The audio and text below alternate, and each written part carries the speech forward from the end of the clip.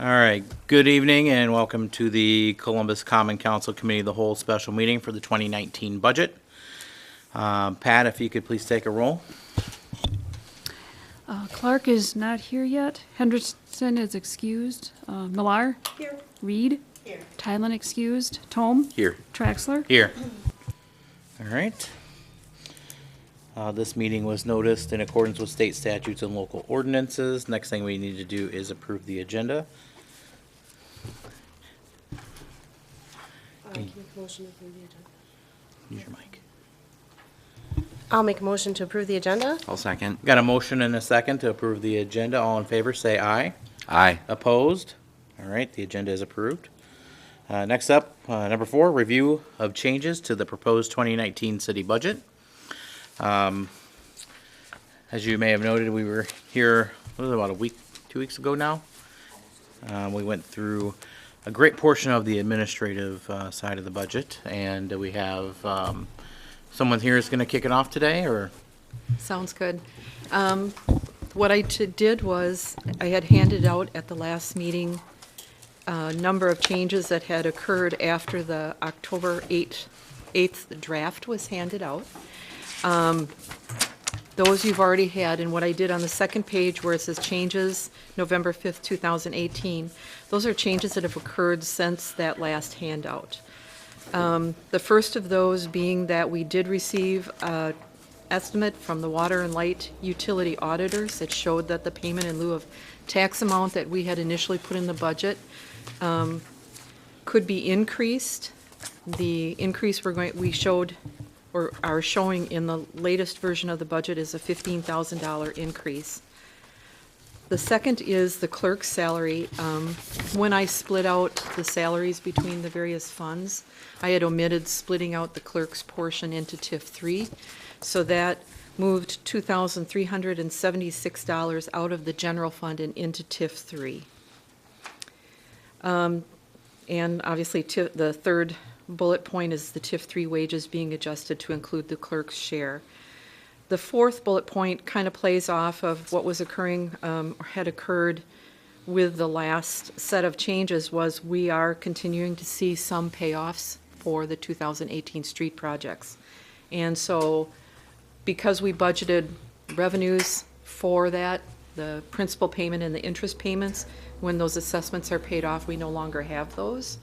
So what I'm doing is reducing those payments for principal and interest that are shown as revenues and increasing the undesignated funds being used to offset that so that the levy amount for the debt service fund will not change. Any questions on that one? Because that's a little different. Okay. The next bullet point is actually the treasurer. My son will be 26, so he's coming off the insurances, and I took him off the health insurance but omitted taking him off of the dental and vision when I put the number into the budget, so that's been adjusted. And then the last bullet point is that the tourism and cable commission budgets are now complete, and they've made some recommendations on how the media specialist and the community outreach coordinator wages will be handled, and I think Patrick's going to touch on that when he talks through his PowerPoint presentation for you. And those really are the significant changes since the last budget. All right, thanks, Kim. You're welcome. Any questions on the changes that Kim has informed us of? One question, Kim, on the adjustment for the 2018 street project assessment. That all makes complete sense to me. Is there a possibility those numbers could change, but isn't there a deadline on which you can make Correct. payments? Yeah, November 15th is the last day that someone can actually make a payment because I have to have all of those charges that appear on your tax bill into Columbia County by the end of that day. So that's really the cutoff point. Okay, all right, thank you. You're welcome. All right. Anything else for Kim? All right, seeing none. Patrick, go ahead, whenever you're ready.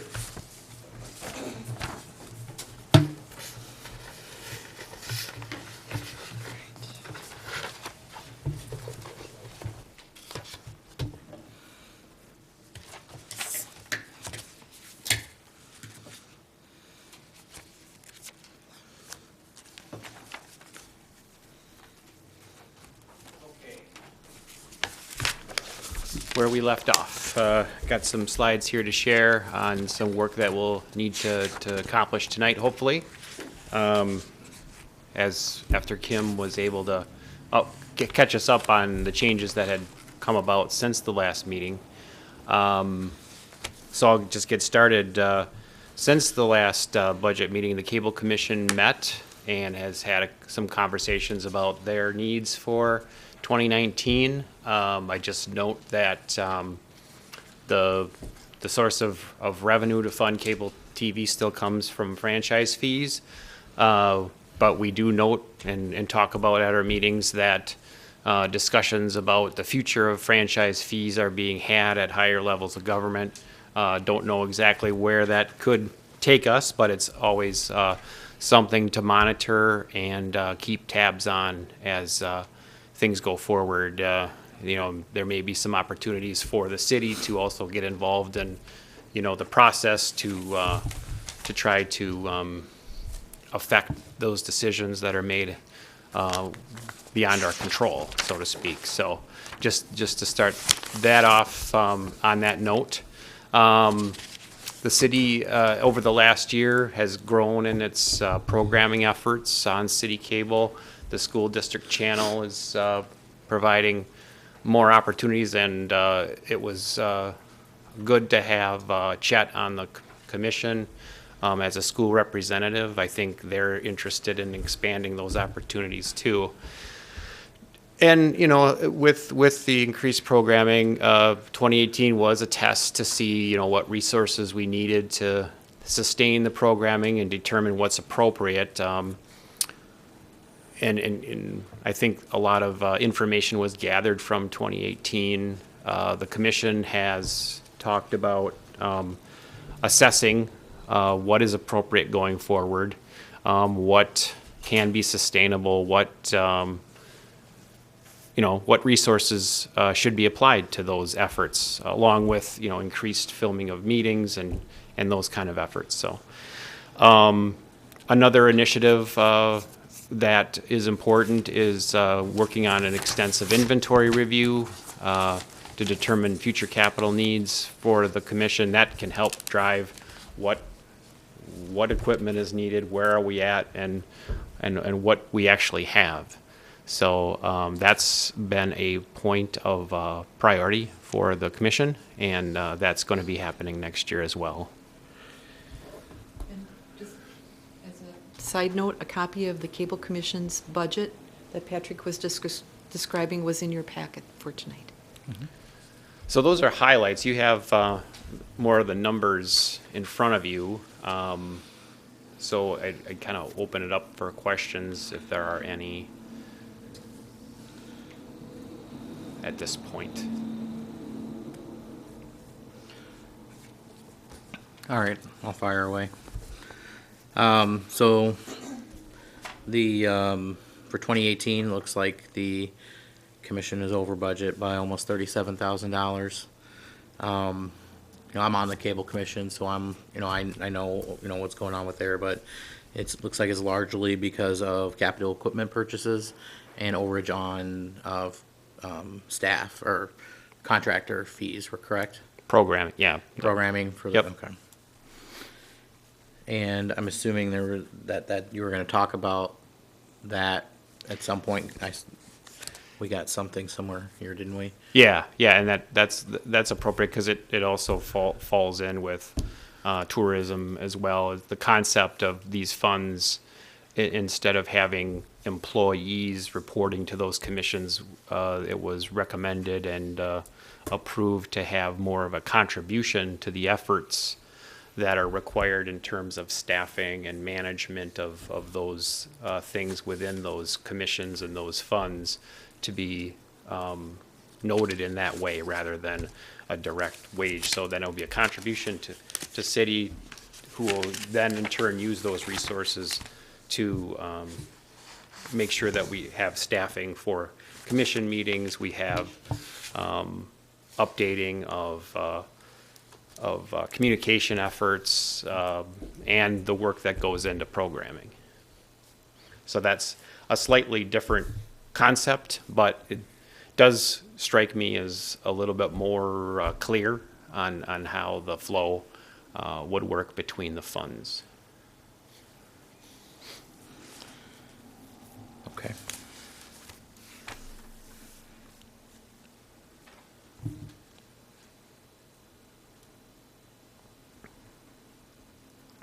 And the community outreach coordinator is going from full-time to part-time? Right, right. Well, that's the hope? That is that is where we're sitting right now, yes, and I think that in a review of all the things that the community outreach coordinator does, the lead cable coordinator does, those, we can hit upon the goals with that effort.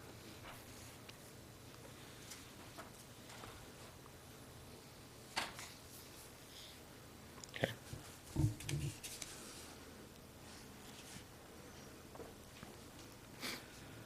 Does anybody have any comments or concerns about the cable? Television fund, 235, Mayor Dome? Mostly just on the bottom, the asset balances, Kim, I don't really understand how that's laid out because it shows cash and investments anticipated 12/31/2018 at 292, 298 and 33 cents, and then below that it's kind of a breakdown between cash and the LGIP, which comes to 20. I think the center, I don't know where the numbers in that middle piece came from. Is that, sorry, Patrick and I worked on this together, so this piece right here, I didn't notice that was there. And this is the correct one here. Which one would be the correct one, Kim? The very bottom one Okay. would be the correct one, The 189,524. yes. Is I that think the bottom accounts for the readjustment of the fund lines or the line items. And the top one may have been remnants of the way the old budgeting was. If you kind of follow what I'm thinking. I would, to be honest, I would want to look at that one more time because I don't know where that middle line came, to be honest, I don't know where that middle line came from. I'm only asking because at the Cable Commission, I think that was something that we wanted clarity on as well, because there seemed to be some confusion on the different sets of numbers, because the cash is 56,669, but I don't know if that reflects the last quarterly payment or the franchise fee that, or whatever it's called that we get now, if that's an estimate. What I usually do is, the investments are actually investments based on the statements that we get at the end of every month. And cash usually reflects how the budget has actually been adjusted over the course of the year. And that's why normally what the formula would be is the cash that's on hand, and if a budget came in, say say they came in $100 under budget, that extra $100 that wasn't spent would be shown as an extra $100 in that cash line. If they were over budget, then the opposite effect would happen. If they were over budget by $100, that meant they spent $100 more in cash.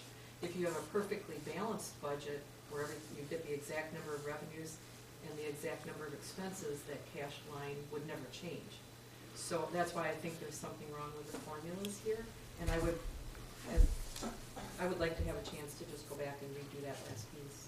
Yeah, I appreciate that. I think that the Cable Commission kind of just wants to see that after the budget's done too, so we know exactly Yeah. where the fund lays before next year starts.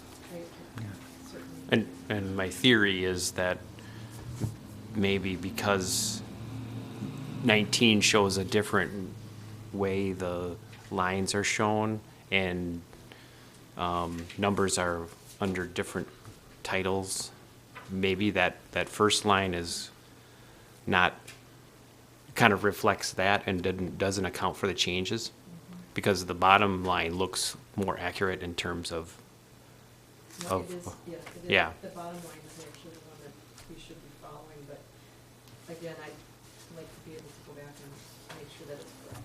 Thank you. I have one more comment on this. Talking about asset balances again.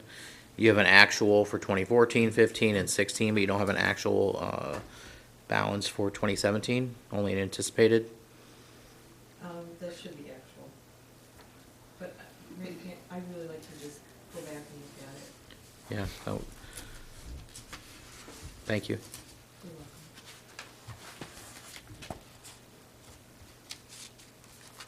welcome.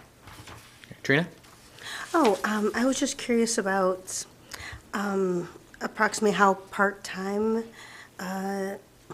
is being thought about for the community outreach coordinator position. How many hours do you think you'll need to cover to get all the regular meetings and events and then the specialty meetings and a little bit of editing time? Yeah, what largely, those responsibilities are with the lead cable coordinator, but they're all together now in the contribution. So it accounts for some time from the community outreach coordinator.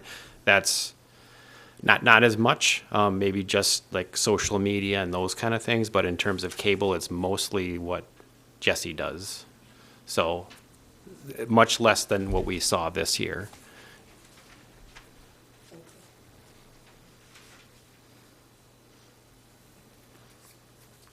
Are we comfortable with the cable television fund as it stands?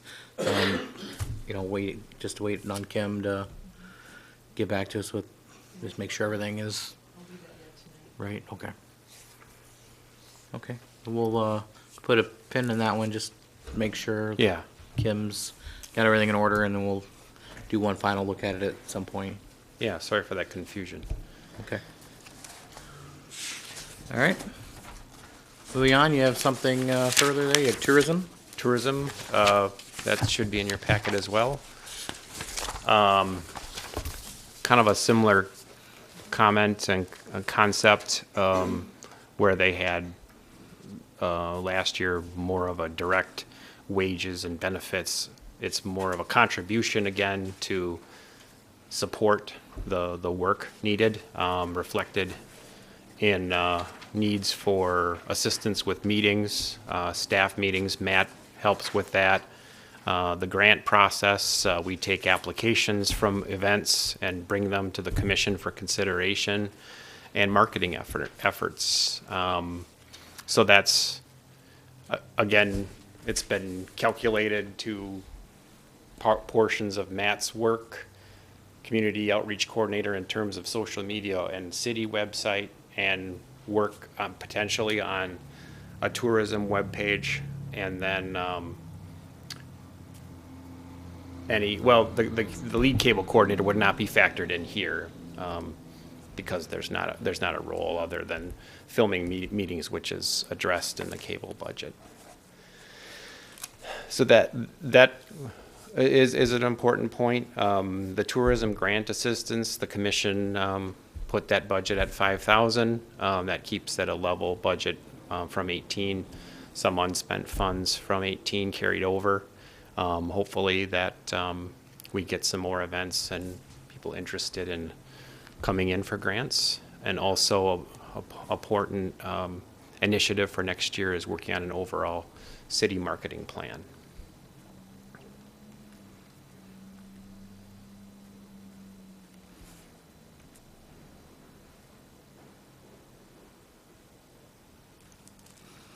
Okay. I know there's a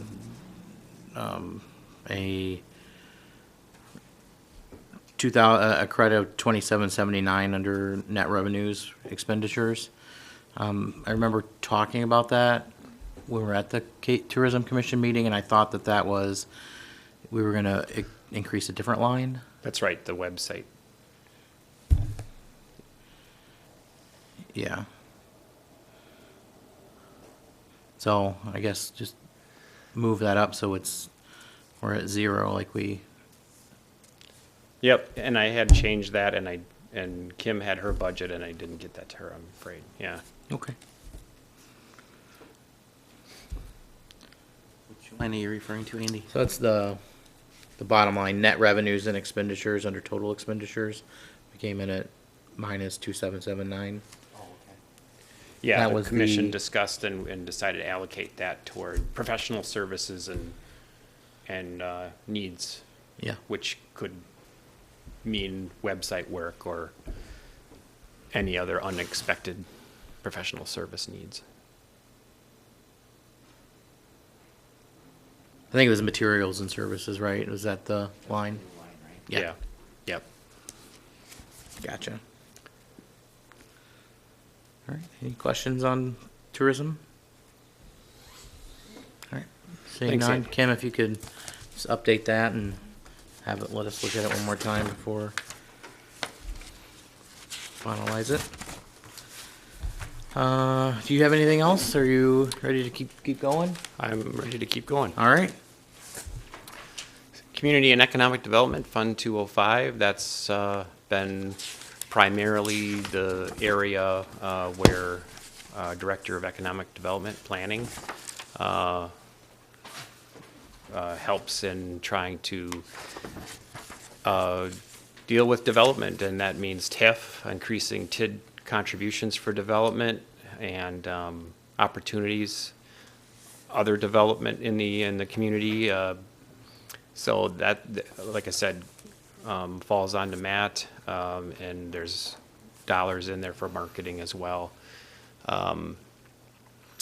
The main projects that are in front of Matt right now is revision of the comprehensive plan that was started this year. And as some of us know, maybe all of us know, that that will be sort of a partnership plan with the roadmap 2050, the citizen engagement, and that'll be a focus of that as well. Matt's staffs the CDA on projects, and I know he's interested in continuing efforts to get that group going. The development of the facade improvement plan he's working with, and the city marketing plan.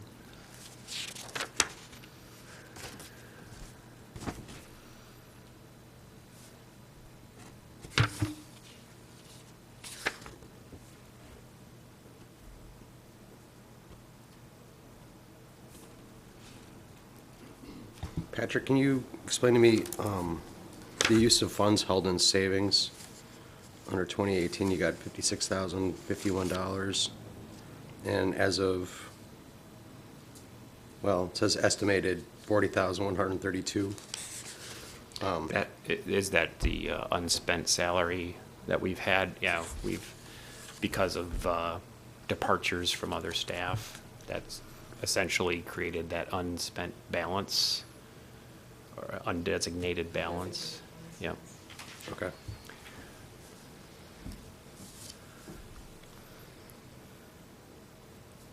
That can be something that could potentially help with facade improvement or other initiatives that the CDA would forward to the council, special projects type of thing.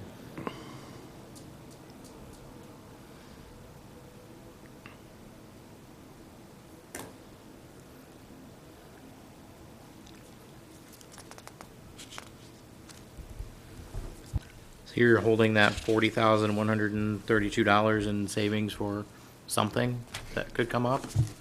Couldn't you just use it to offset? We did, that's considered a revenue on the top half. So that 56,000 was actually a budgeted use of those. The 56,051 was actually a budgeted or adopted budget use of those funds, those undesignated funds that were being held in the savings account. Estimated year end looks like we might not have to use all of those, that budgeted amount. So we look at about 40,000 that we're looking at, when we were looking at the activity through September 30th. The 2019 budget has another 17,000 of that being allocated to help balance this funds budget.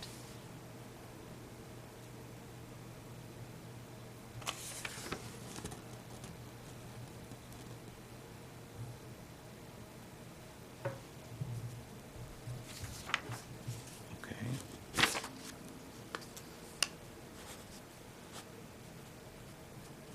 You have a question? Go ahead. So is there any savings left then after that contribution? There would be about at the end of 19, there'd be about $33,000 left. Is that a fund that's dedicated to the CDA? Yes. Okay. I guess it would be my preference to kind of have that here, even though it's a separate fund, if the CDA has, if it's a designated fund that goes to the CDA, just like in the cable or the tourism, just to kind of have that fund balance down there, so it helps helps us track, I think, Yeah. what we're utilizing out of that Sure, fund balance. Sure. I'm noticing the health and dental insurance seems to have taken a very large jump since 2017, and maybe there's a reason for that, but I need to ask.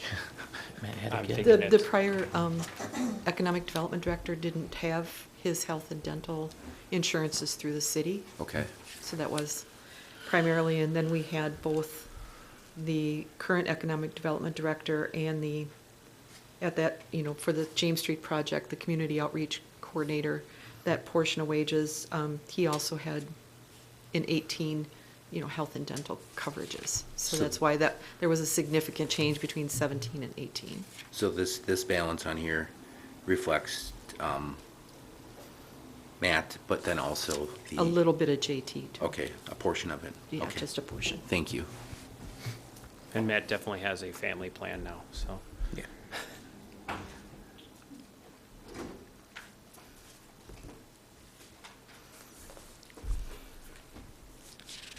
More questions for Patrick on Economic Development Fund? All right. Thanks for explaining that, the savings there. Good question, Michael Clark. All right, Next. So I just listed funds to review. These are smaller, yeah. you could say smaller, that are things that have various priorities and goals, but not really enough to add highlights in a PowerPoint, so we thought we'd just go through those and allow for questions. So I'm Alright. gonna go sit down now. Okay. Thanks, Patrick. All right, go ahead and find that room tax page in your budgets. It's page 24. Oh, I'm sorry, revolving We're starting loan at the fund. top, Kim. Yep, sorry. Revolving loan fund, page 24 in your budgets. Basically, this fund just records the interest and principal payments that the revolving loan fund receives for the loans that we have out there. There are some small expenses that we budget every year. A small portion of the audit expense is budgeted to it. Administrative expenses, which are really just more my time and Matt's time and Patrick's time. If we need legal, we budget just a small amount of money for legal services if we should need that.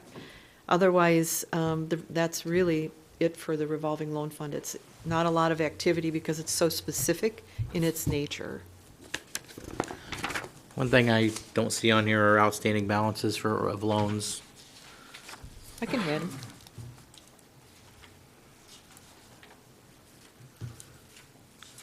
Do you want the outstanding balances as of a year end?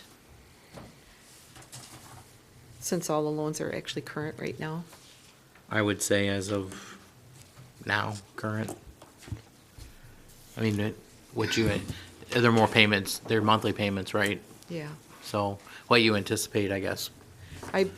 We haven't had any issues with payments being made for any one of these loans, so I could do year-end balance. Okay.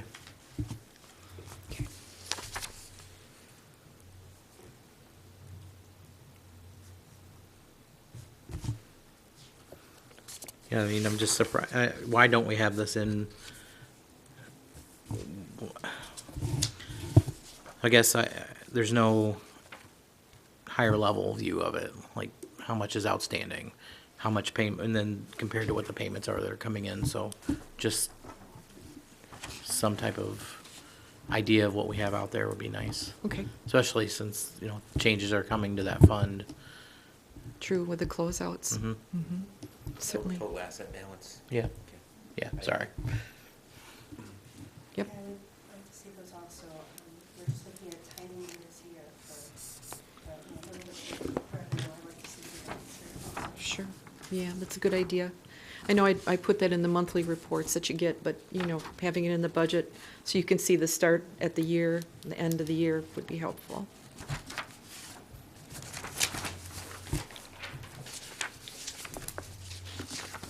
Any other questions on revolving loan? All right. All right. Go to room tax. Different from tourism, sort of. Sort of. All right, that's page 29 in your budget book, binder.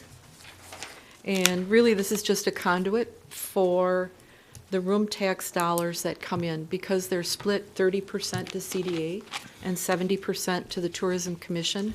They come here first, and then they're just automatically just transition right out into both of those funds. And so basically, when you look at this budget for 2019, it reflects the room tax payments that are being received, the small amount of interest that we might get on those dollars while they're in the fund, which really isn't very long, and then the contributions to the Economic Development and the Tourism Commissions. And so it's a net of, an estimate of 40,000 in and 40,000 out.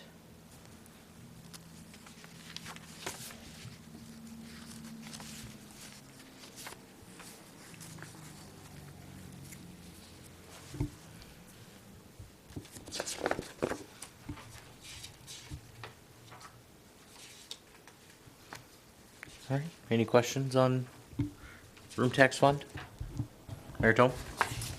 It seems like 2016, 2017, 2018, the revenues have been above what we're budgeting for anticipated revenues in 19. Is there a reason for that, Kim? I think a lot of it depends on the activity at the hotel, and really because this is a pass-through, if we get a new hotel would materialize somewhere in the city, you know, the dollar amount could really be 60, but it'll be 60 going out on the expense side as well. So in my mind, it's more of a placeholder to reflect that we anticipate at least this much money coming in and at least that much money going out to tourism and economic development. And is this calculating the bed and breakfast, or is Yes. whatever that? Yep, H.A. Whitney? Yes, that. Yes, yep. Okay.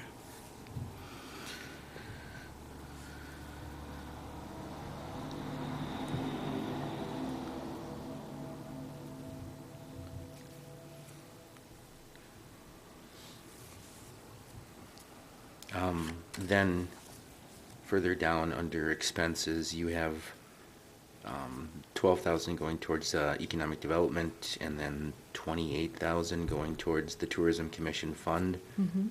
But on the tourism budget, we have $33,000 as the contribution. So there's a A little bit of a difference there. $5,000 difference between the two. We should have them matching, actually. Yeah, I agree. Yeah. I guess my point there is that I feel like since this is money that's not levied and is coming from a consistent source, is that if we're being very conservative about the revenues, I get that to a certain degree, but we've got now a $5,000 gap between what the room tax is contributing to the tourism and what the tourism budget states, that you could probably close that. You know, it might be a little tight, but in 2017, we brought in 45, 2016 was 42, but that was the year that we adjusted the room tax rate, and now we have a bed and breakfast. Yeah, that's true. I mean, I can adjust this upward to match tourism, because I think that probably would be a safe thing to do. And we're not having to levy anything then, it's Right. coming from a source that's already dedicated to that, so, Yep, that's true. does that make sense? Yep. Thank you. Go back to the Tourism Commission budget that we just did in the packet. Yep.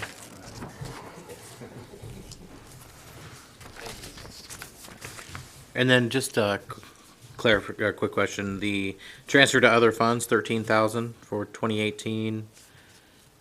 What is that for again? Those were the remaining 2016 funds that were open to go anywhere before the restrictions.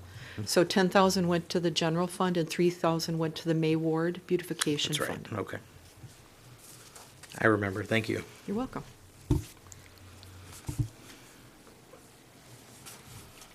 Okay. Mayor Tom? So now with the creation of the Tourism Commission, assets or cash on hand listed at the bottom is only what is remaining within the city Tourism side, fund. the administrative side, correct? Right. Okay. Correct. Yep, that makes sense.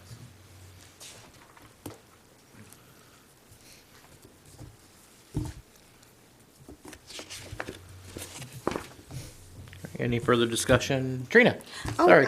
I'm sorry. I'm just still confused. Trying to remember what we did in 2017.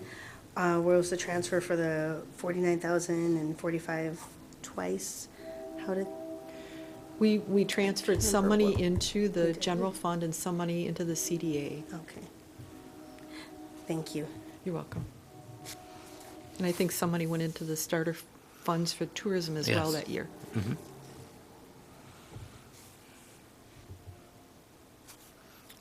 Further discussion? Nope. Okay, thank you.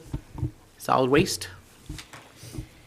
Well, the city has a contract with Columbia County Solid Waste. The 2019 expenses reflect what we anticipate the contracted amount to be. What happens with trash and recycling, for those listening at home, you see a dollar amount on your tax bill every year for that service. And we base that primarily on the number of pickups based on the dollar amount of the contract, and we add that in there. And always trying to leave at least 1 month's payment worth of cash in that fund, just to cover that period of time going into December and January when we're still collecting taxes and that money is still coming in. So the recommendation from staff would be to leave that dollar amount the same as it was last year and not change it. Leave it at the $161 a year or $13 a month for garbage collection. It will pull a little bit of cash out, about $4,000, but that still leaves sufficient funds to make at least 1 month's payment to Columbia County Solid Waste. And then under special collections, you have $4,000 for 2019. Is that, I guess, are you looking to do two? That's my Cleanups, understanding is that spring and a fall or the council wanted something? to do a spring and fall. Okay.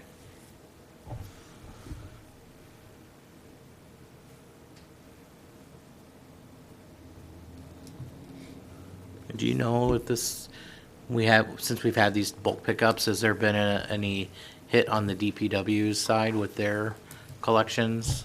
You know, I don't really think so, because there's still enough need in between the spring or the fall pickup for people to, have to get rid of something. I know even like for the recycling center, we still see people coming in to get rid of a small freezer or a washer and dryer. So I still think they use, all three methods, the pickup, the bulk dumpster, and then the recycling center. Yeah, I just recall that at one point they were worried about how that would impact their budget, so. Yeah. Well, I definitely like that we're going to two cleanups a year. I think people will be pleased with that.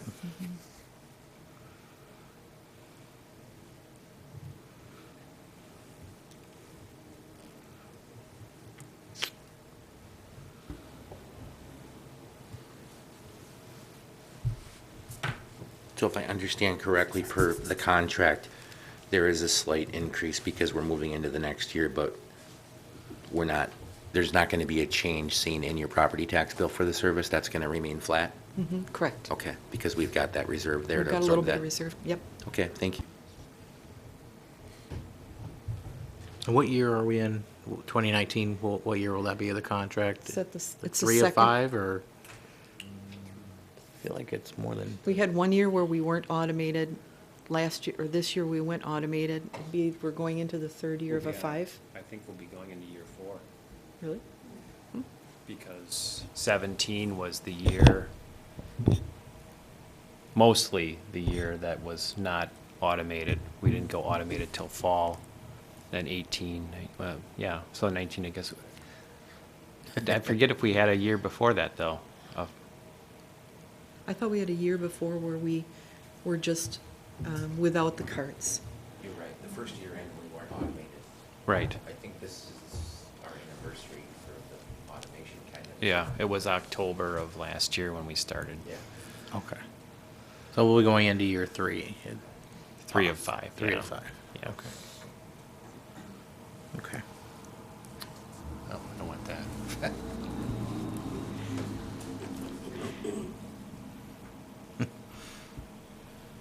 Some important security updates, Patrick. All right. Yeah, hopefully we'll be done. Cross our fingers. Won't pop up again tonight. All right,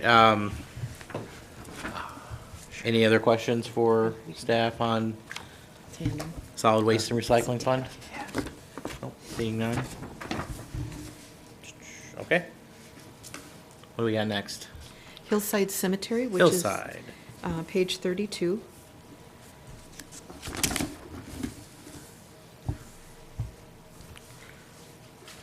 One of the things in the cemetery this year is we see a little bit more of the tax subsidy from the city to help support this fund. That's really primarily being done because over the course of the last 2 or 3 years, we've used a significant amount of the perpetual care funds to kind of shore up the budget.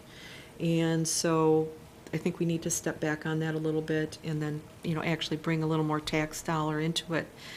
As far as the revenues are concerned, they seem to stay pretty consistent. The budget is conservative on the dollar amount of revenues.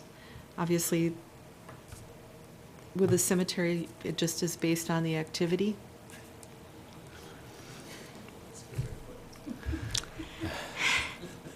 As far as expenses, there's 2 things that have changed. They are looking at a software package that will continue to support what's already on the city's website, which if you haven't had a chance to go out and look at it, it's really pretty cool because you can actually go out there and find a particular plot. Say you want to find Uncle Joe's grave, you can go in and type his name in and it'll actually take you to the spot where he's buried. So if you want to visit the grave, you can actually see it. And what we're finding is people from out of state will call in and they'll want to know, how do I find out where Uncle Smith, Joe is buried? And this is really a great new tool for them to be able to use to do that. But with that comes a little bit more tech support, a little bit more aid that they'll need as far as software is concerned. So that's why we see the increase there to the $2,250. The other thing that the cemetery board asked for was a small increase in the amount of money that was being put towards monument repair.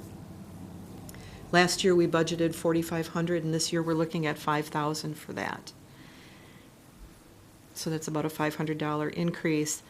Contracted labor and mowing, I'm going to turn that over to Patrick because we have gone for bid.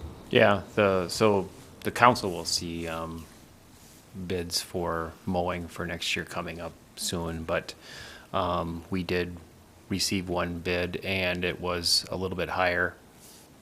Maybe not, I wouldn't say significantly, but quite a bit higher than what we're used to. So we're looking at that in terms of how it would work in with the budget and what we need to have.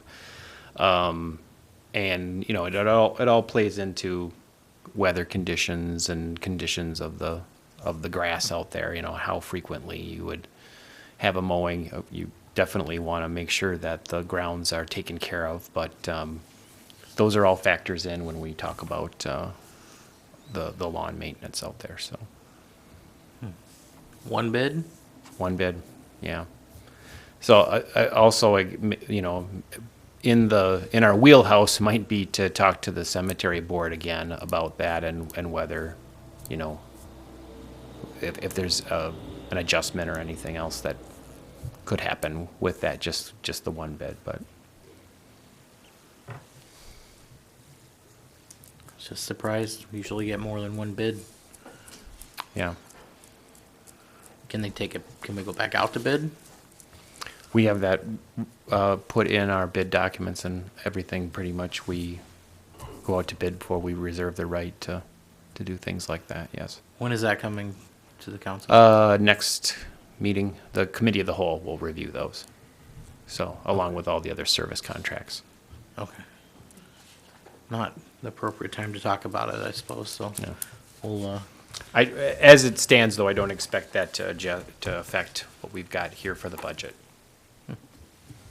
okay. Well, you took my only question I had, so. Mary Tom, you got something? I've always been confused by the Perpetual Care Fund. Sure. Is that donations? Is that No.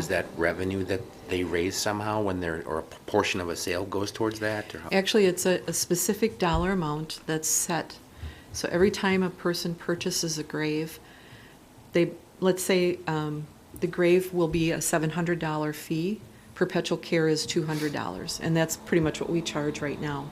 That $200 goes into a segregated area within the cemetery funds. It can't be used for anything other than upkeep and maintenance of the cemetery itself. So it's really meant to do the day-to-day repairs, mowing, what the cemetery needs to do. Because really what you're doing is you're paying the cemetery association, or in this case, the city, $200 to take care of your, not your stone, because the stone belongs to you, but mow the grass and make the grounds look nice for the rest of the time that you're buried there.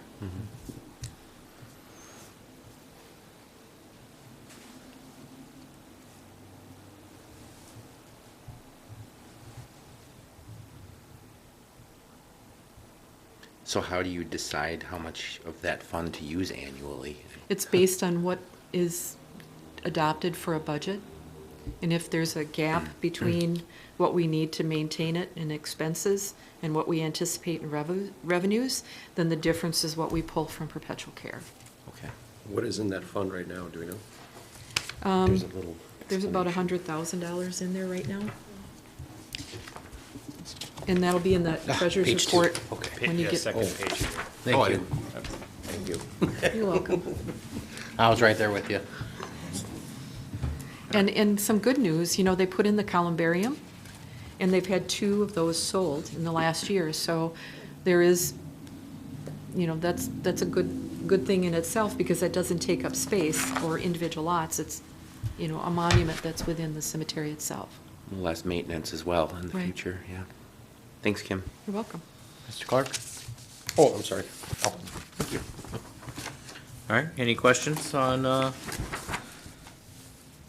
Hillside Cemetery Fund? One more question. Sure. You have a cash balance on the bottom of the page. Is there a dedicated fund that's not perpetual care as well, that is a savings account?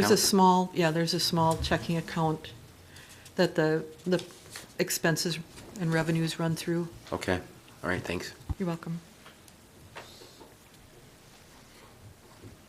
Okay. Next up, EMS. All Okay. right. I think we touched on this at the last meeting, but Oh, in yeah, case did we we? didn't, there's really, it's all kind of cut and dry with the agreement we have with the EMS group, all based on our, That's right. our population. And our contribution is just slightly up from last year.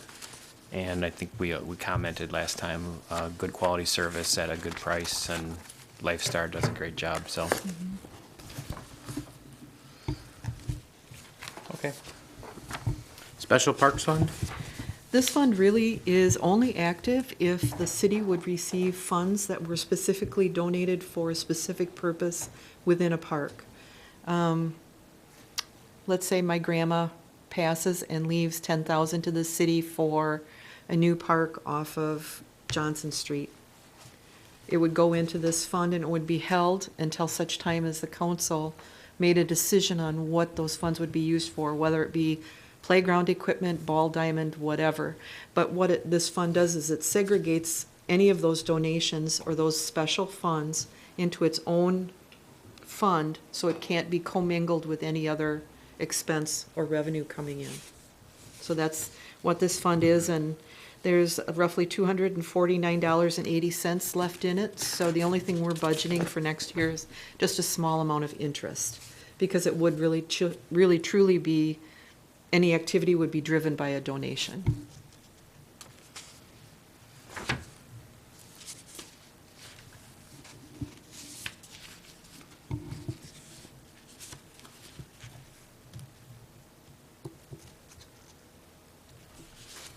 Now, how does that work if someone specifically says,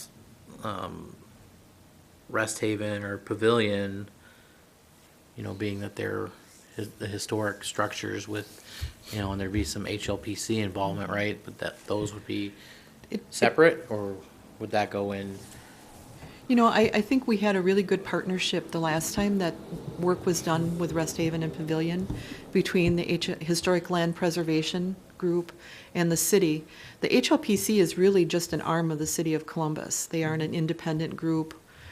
So I think in the past we worked very well together. We collected some donations, they collected some donations, but in the end we pooled all of our money through HLPC to get that project done. But that was a decision the council made at the time.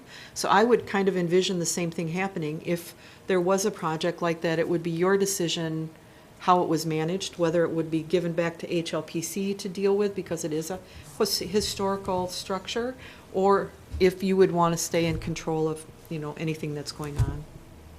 So. But specifically for that money, where would that money go? It Say if I wanted to donate $10,000 to the water tower. It would go into this fund, and because we use fund accounting, that means it's like compartments. One compartment can't spill over into another, so those funds would stay in that special revenue fund, earning interest. That interest would be allocated back to that purpose, and then Okay. at such time when, say, you wanted to paint the water tower purple or pink or green, One of those. one of those, sounds good. Then we'd just pull the money and pay for it. Okay. So, but it would all stay, the activity within that fund. Okay. Mary Jo? So in 2017, Washington Park shows an expense of $28,000. Is that the new playground that was Yes. installed? Was that a donation? A number of different donations. I think anything that Amy Jo got in for that project, we just automatically coded directly to this line so that it could be specific to that.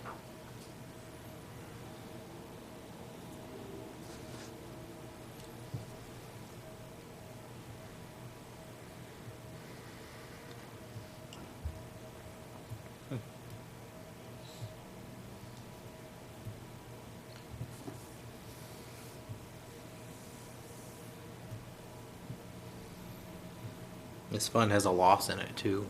Mm-hmm. From 2017. Yep. What was that from? That's actually not a loss, in a sense that we collected $7,242.16 that was actually held over Oh, okay. to do the project. I see it. Yep. Thanks. You're welcome.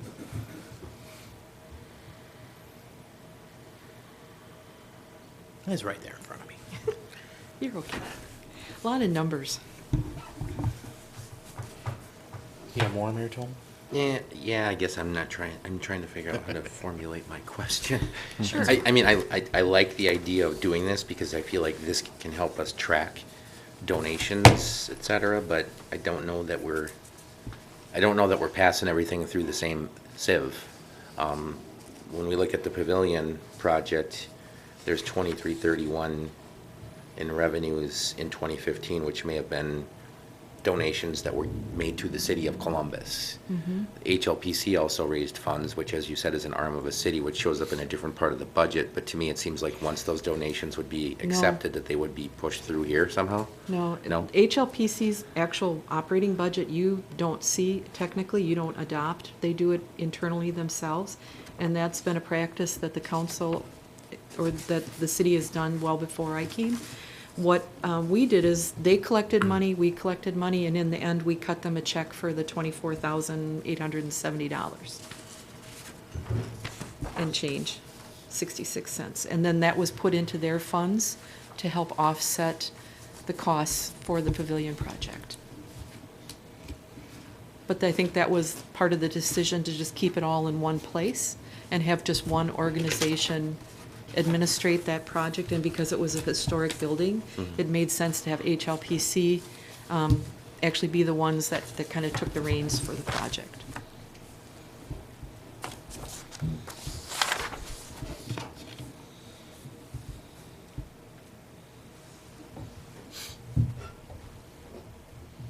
So I guess it's really confusing now. If they're getting money, shouldn't it be going through here? That's for you to determine. HLPC has always had their segregated accounts. But in the end, they're still city, all the money that's in here is still technically the city's, right? Correct. I really can't speak to how that all originally started as being Sure. kind of a separate group with their own money and their own funds. Why are we treating this any different from any other committee or commission? I just don't know. I don't know. I don't know either. You seem to know. With the cemetery perpetual, I mean, there's separate funds that board oversees that are, I mean, it's in the Farmers and Merchants Bank.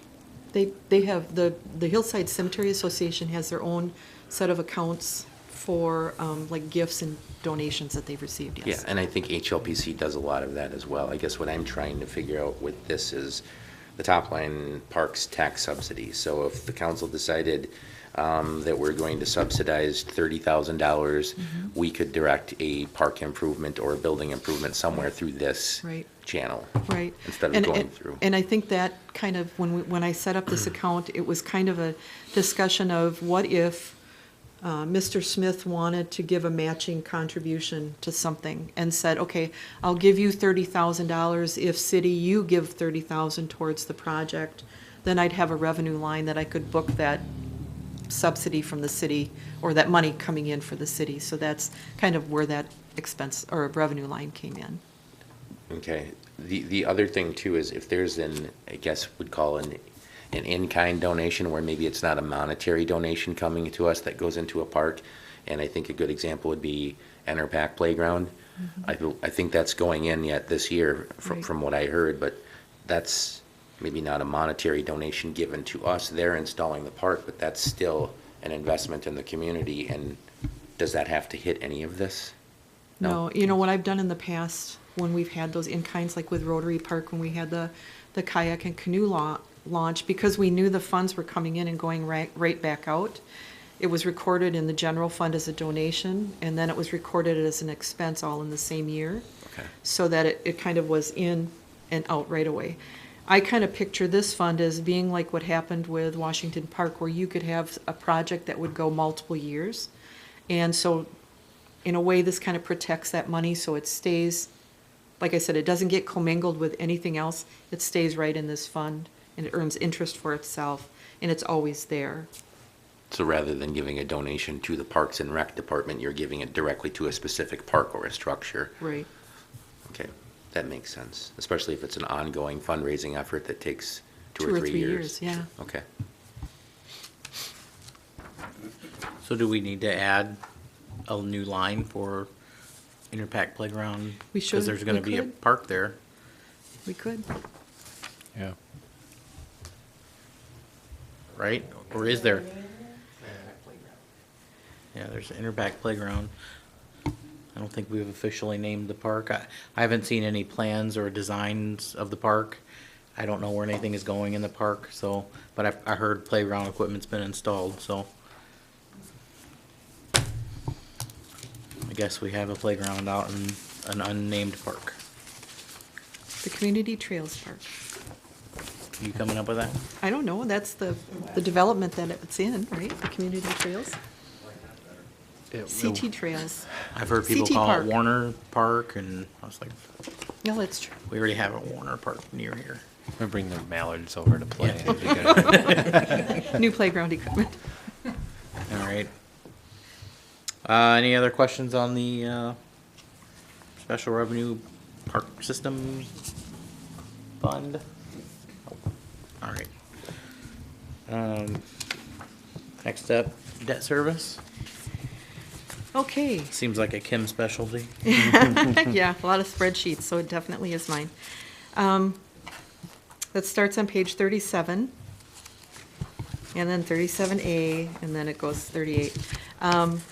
Basically, what the first page does is kind of lay out the entire year for you, all of the 2019 payments that are actually due, and then it shows principal interest total, but then it also looks at how is that broken out by fund. And where we primarily are concerned with tonight is how does this impact the general fund or Fund 300, which is the debt service fund, and what do we need to raise in a tax levy to be able to make those payments going into 2019. So that kind of is an overall picture of those debt service payments. The second piece is just a very short report of the special assessment payments that are going to be due in 2019. And now this is an area that will be probably updated at least once or twice more if people continue to make payments to the special assessments that they have out there. And again, like I said in the opening remarks about the changes that were made, as payments are made, we'll adjust that undesignated fund balance so that we can keep that total tax levy exactly the same way it is right now. The next page actually gives you a picture of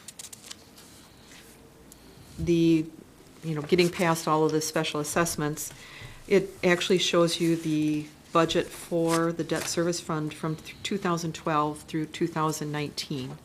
And it kind of gives you a picture of what those levy amounts were like and how we either received debt, long-term debt proceeds, how we received money for the other special assessments like Water Street, Farnham Street, APC Way, how we're using the gateway funds for the special assessments for that project, and how we're using the funds that obviously we're getting for the 2016 and 2018 street projects as far as revenues are concerned.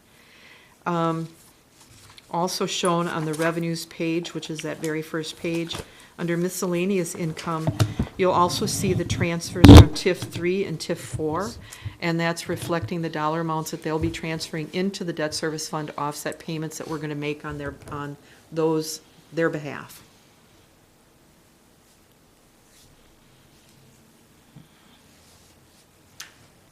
And then in the red, you see the small subsidy use of surplus funds listed there, and like I said, that will be adjusted as people continue to pay off their special assessments. On the second page for expenditures, it's pretty straightforward. There's a small audit fee because auditors go through and they look at this. That's part of that total package for auditing that the firm would do for the city. This includes the interest and principal payments on the debt, so you can see how that's changed over the years. And then following that, we have the disclosure and escrow agent fees. And those are pretty standard. The disclosure service is something that's required by the Securities Exchange Commission because our bonds are traded and sold. We're required to provide a disclosure statement every year, which is like doing another mini audit of the city. Ellers does that for us in conjunction with staff, and that's provided to the various entities through the Securities Exchange Commission and Dun & Bradstreet and Moody's and the other agencies that actually look at the city and our financial health.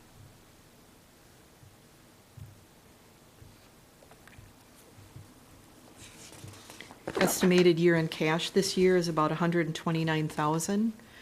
Obviously, as that use of surplus fund is adjusted, the year-end cash for 2019 might not be exactly $115,000, but that gives you a picture of what we've got in reserves in the debt service fund at the end of the year.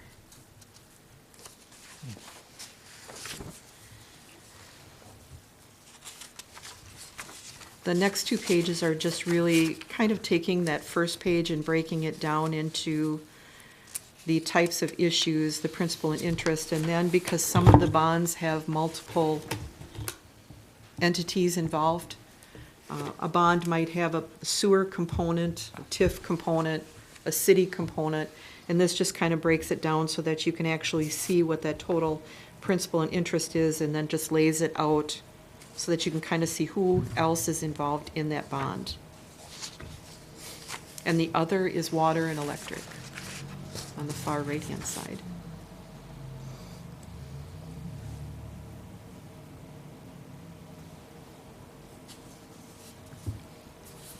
And what's the city P, that's payment, and city I is interest? Correct. Okay, sure.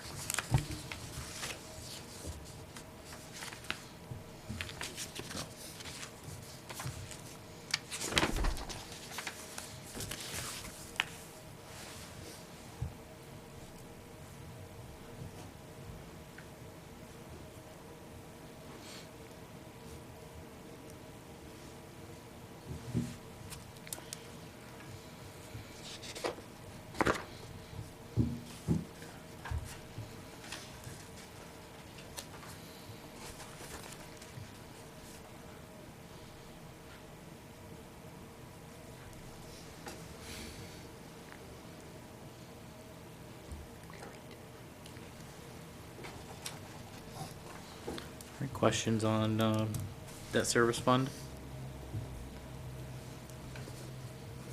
Mayor Tony? Thinking about it?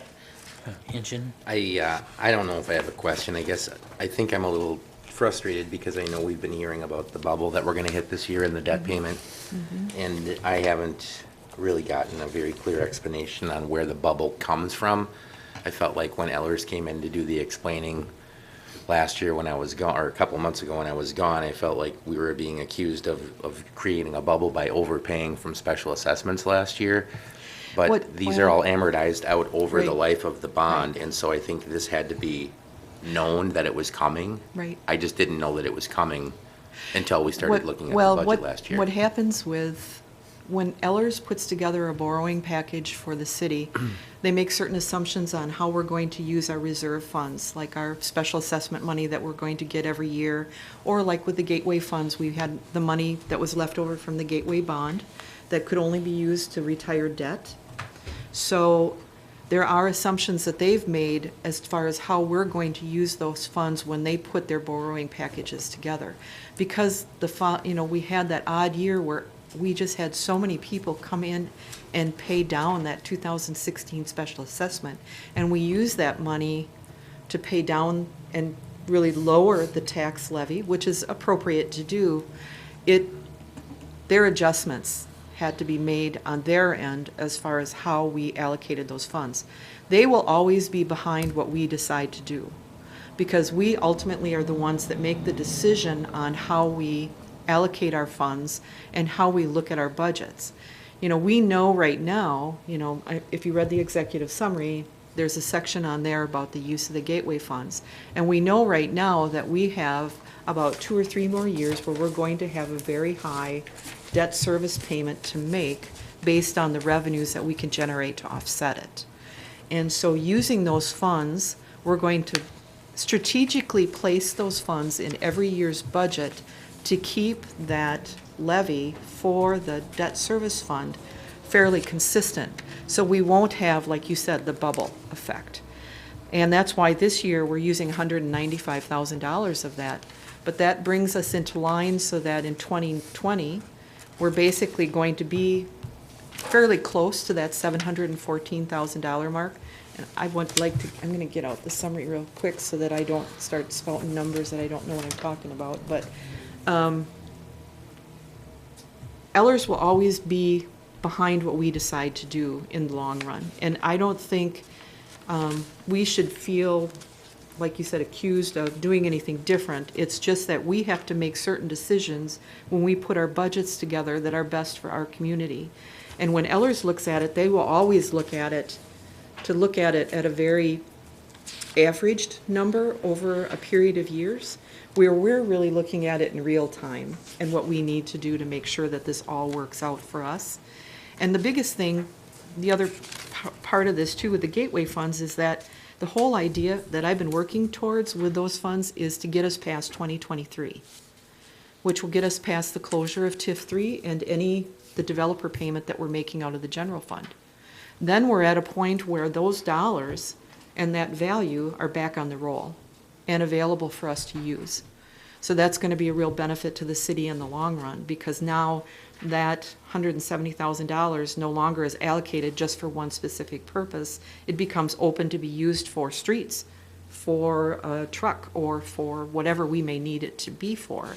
And with TIF 3 closing, now the value from TIF 3 is going to be on the value of the city, which then creates even more base for us to be able to, deal with as far as maybe new debt for another street project, or the public safety building, or the library, or whatever it might end up being.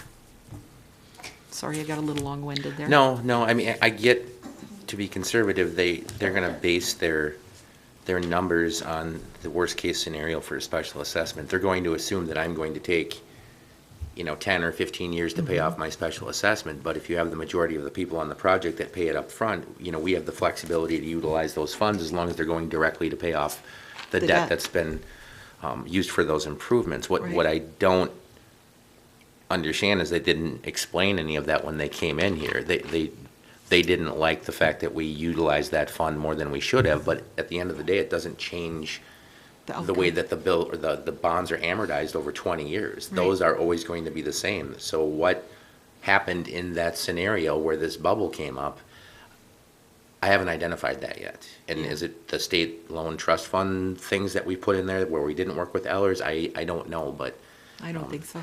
I'm sure you don't like having a big bubble kind of lurch out of any, nowhere either, but. But that's part of the thing of being able to look at what resources do we have to not have that bubble happen, or to, like we worked really hard to get us looking at the levy limit when we first looked at the budget. We were $355,000 over our levy limit. I think Patrick worked very hard, and so did I, to get us to a point where now we're below our levy limit or almost right at it. But I think with Ellers, like I said, because they look at it and they actually do their forecasting for the bond based on their assumptions. When they come in and see a different assumption or a different way that we've used those funds, it kind of throws them off. Yeah. Yeah, I get it. I mean, they're trying to lay out the payments to fit within, to take away the peaks and valleys, and I've Right. heard that every time they come in, and I think they try to do that. It's just frustrating. Yeah. That's it. Thanks, Mayor Cohen. Anything else on debt service payments fund? Debt service fund?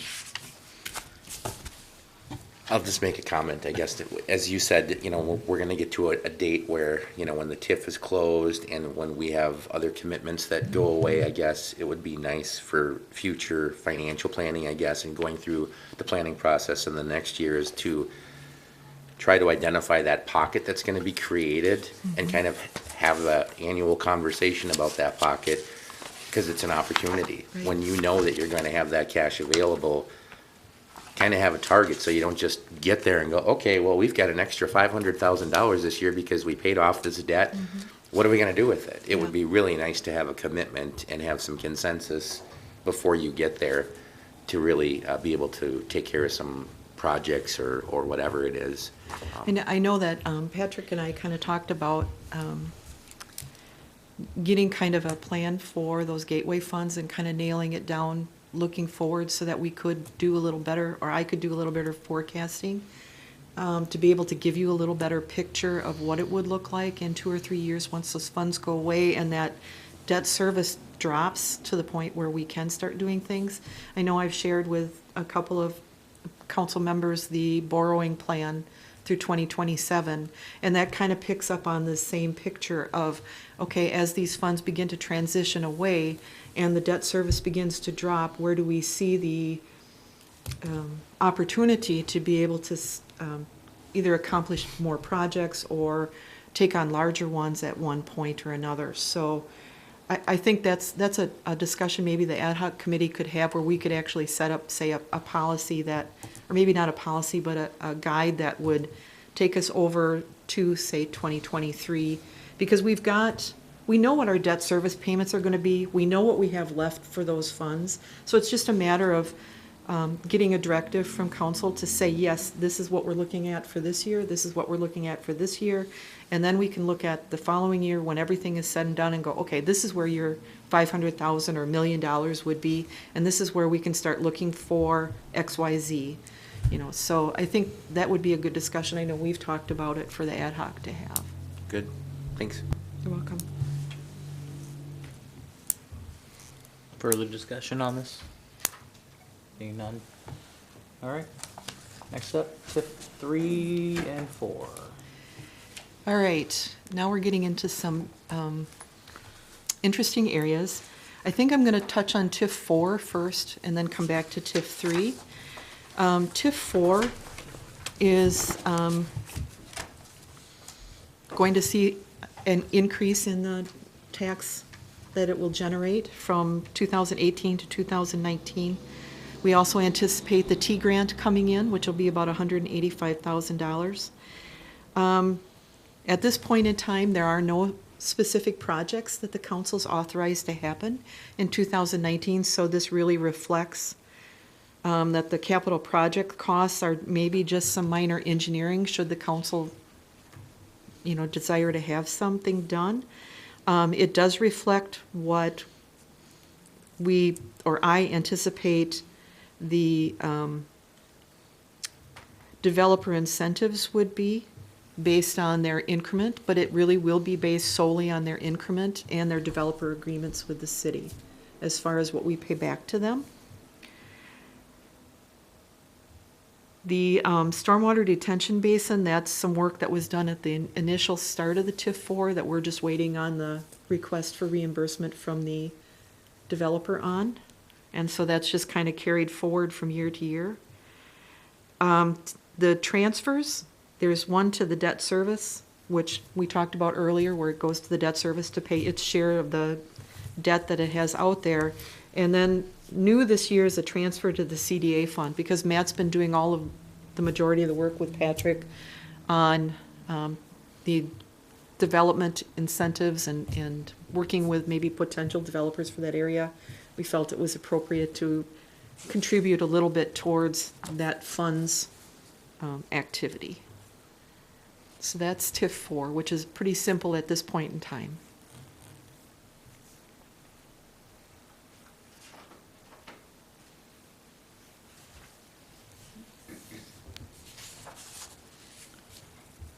All right, I have questions. Yeah.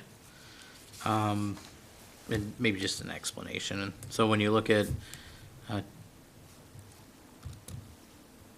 TIF 4 tax increment, the first one, Mm-hmm. that first section there, you have a total $332.50 Yes. for 2019 budget. Yes. And then below that, for total revenues, same $332.50. But year-end 28 is 1.9 million, or 1.198. You know what, What's- I hid the bond proceeds for Hall Road. Okay. I'll fix it. In 2018, we had the bond proceeds for the Hall Road project, Okay. and that's the line that's missing. Thank you, Ray, Andy. No, it just makes more sense now. Yeah. I was having trouble getting them all to print on one page, and I think I got a little too aggressive with my hide. All right.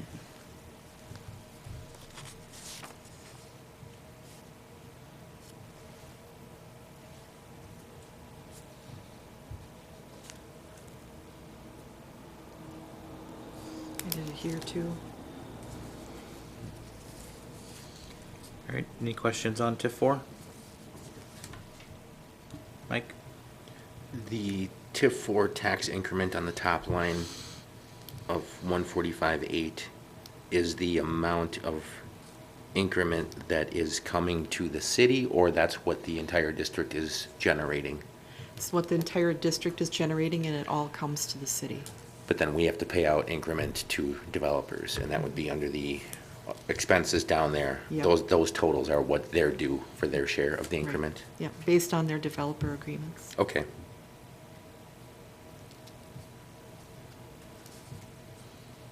Is the intent then to keep the T grant in, does the T grant have to stay in the TIF fund? It does, Yeah, okay. because the purpose of the T grant was to build Hall Road. And since the and road is in bring the the- TIF, it stays in there? Yep. Okay, thank you.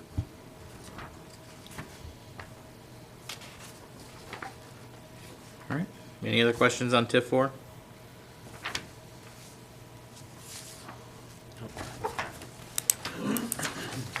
All right, TIF 3.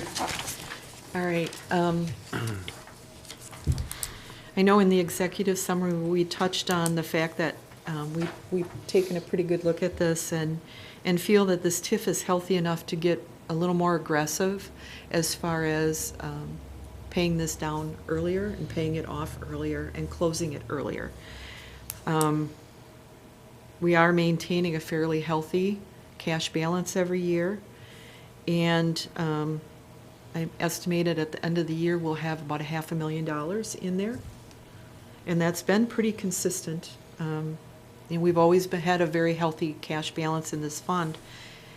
So as part of the 2019 budget, the proposal is to begin paying off the advances to the sewer utility and the city's general fund with the excess funds that are here, as well as begin to pay down that debt, the general obligation, the debt that the TIF has, at a quicker pace. We won't go crazy, but we're going to at least pay off 3 years' worth of debt next year, plus the first half of the advances to the sewer and the general fund. And the advances actually came from years ago when this TIF was created. The general fund advanced money to TIF 3, and the sewer utility advanced money to TIF 3 to get some of the infrastructure, the road, curb and gutter, the utility in there. And so TIF 3 has always owed this money to both of those funds. And I want to say probably 4 or 5 years ago, the council approved a resolution to set up every year a repayment amount back to TIF, back from TIF 3 to the general fund and the sewer utility, which we've been following since that point. But looking at this TIF and the fact that we have such a healthy balance, it doesn't make sense to not be a little more aggressive as far as how much we're paying off and starting to pay this debt down sooner. If we follow this plan, we'll probably close at least a couple years earlier than we thought. And you're forecasting 2023 to close it now with this advance? I'm talking more like 2021. Oh. Okay.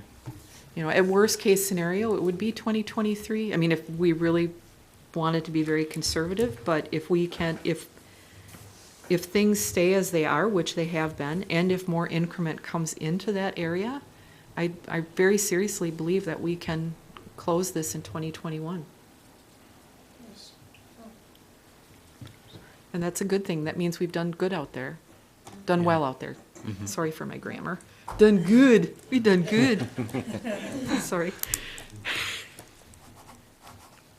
All right. I'm assuming you've kind of based that target on the expenses that, or the debt and the expenses that we have left to pay off the amount of increment that's coming in, and that would be the quickest that we could probably do it, or conservatively, I guess. Right. But because there's no use in having anything left in that fund when the TIF closes, because otherwise you have to give that money back, don't you? Yep. So you want to kind of be at a zero Or fund behind balance. a little, even, Okay. you know, just so that there isn't any dollars that you have to give back to the other entities.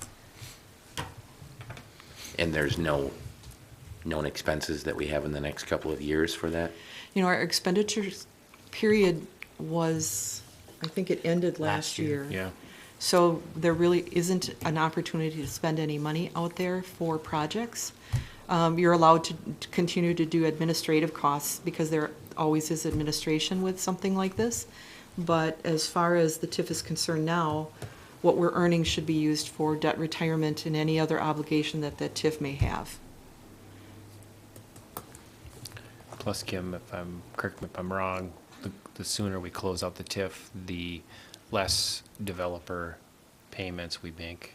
Yeah. As soon as the TIF closes, then those agreements come to an end.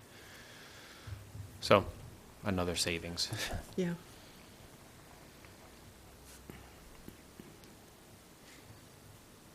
Okay. Yeah, I'm certainly in favor of closing it as early as possible. I mean, any TIF, the sooner the better. Yeah. So.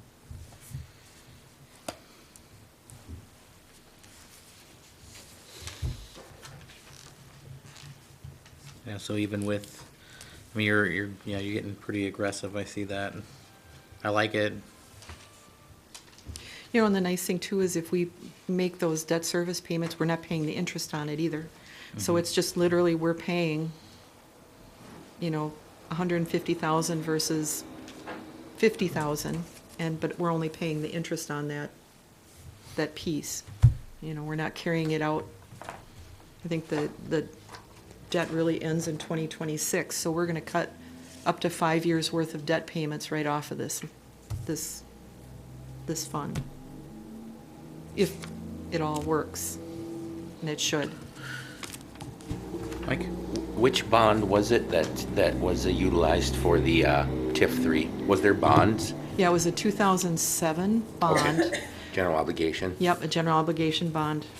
We had looked at potentially refinancing that. Remember when Ellers came in and we paid off that other 2007 general obligation bond? But they kind of advised us not to because there was such a short period of time before the TIF itself actually closed that they just said it was worth just leaving it as it was versus refinancing it out for another 10 years or whatever it might be. The bond is set to mature or to end when? 2026. Okay. All right. Thanks. You're welcome.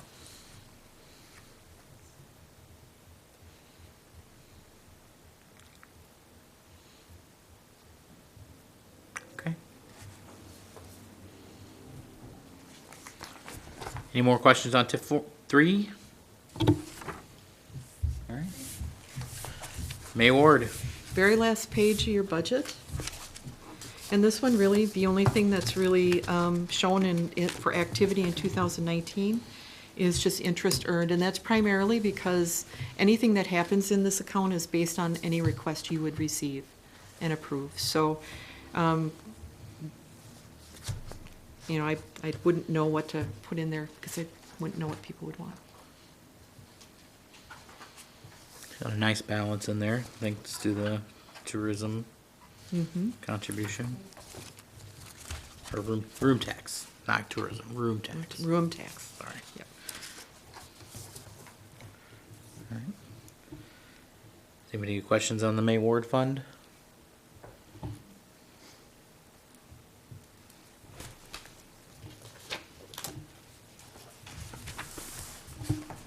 What I would like to go back and just talk about one thing before we move on, and actually what I'll do is we'll talk about this and then I'm going to take a recess so we can refresh and recharge. Did you have anything else, Mike, on May Ward? Okay. So I just want to go back to the HLPC budget on the general fund. It was actually the very last page before revolving loan. We kind of touched on this a little bit with when we were talking about that line where donations go and whatever. So I just wanted to talk about last time staff was insisting on a $1,500 contribution to water tower maintenance. That's, Or I'm sorry, that was not. yeah, that was a request for the small budget that HLPC has in the general fund. Yeah. So I guess I just wanted to ask, in their budget summary, they say they have a balance of $3,193.29 for water tower fund. I guess I'd like to know what we're gonna do with that. If I mean, I believe that money probably should be put in, if they're not going to take care of the water tower, I think that money probably should move over to a different line, where the city can take over ownership of caring for the water tower, because it didn't seem like that was their plan. Yeah, But- that is, I think I defer to Patrick on that. Because these aren't funds that I have control over, that the city has control over technically. Well, you said earlier, this is city money. Well, they're a part, Historic Landmarks Preservation Commission is part of the city, but they have their own set of accounts. So it's not city money? Really confusing. Yes, it is. Patrick, can you help me out here? I know they do their own fundraising. Could that be, I honestly have had those kind of questions myself. They do their fundraising and It's This, it's almost, when I started, it was explained to me, it was almost like a Friends of the Library situation where you have a group that receives donations on behalf of the community and uses it in that way.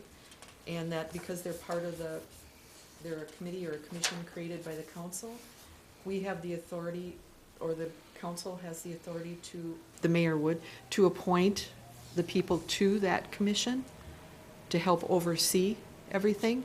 But these funds truly aren't in the city's possession. They're held by the Historic Landmarks Preservation Commission. so it's different from like the cable commission? Yeah, these truly aren't even part of our accounts. Well, I'm confused because earlier you said this HLPC was an arm of the city, and that was, the money was the city's essentially. So, and I've heard different iterations of where this water tower fund money came from. Like Water and Light donated it to the city. there was the old water tower on Chapel Street.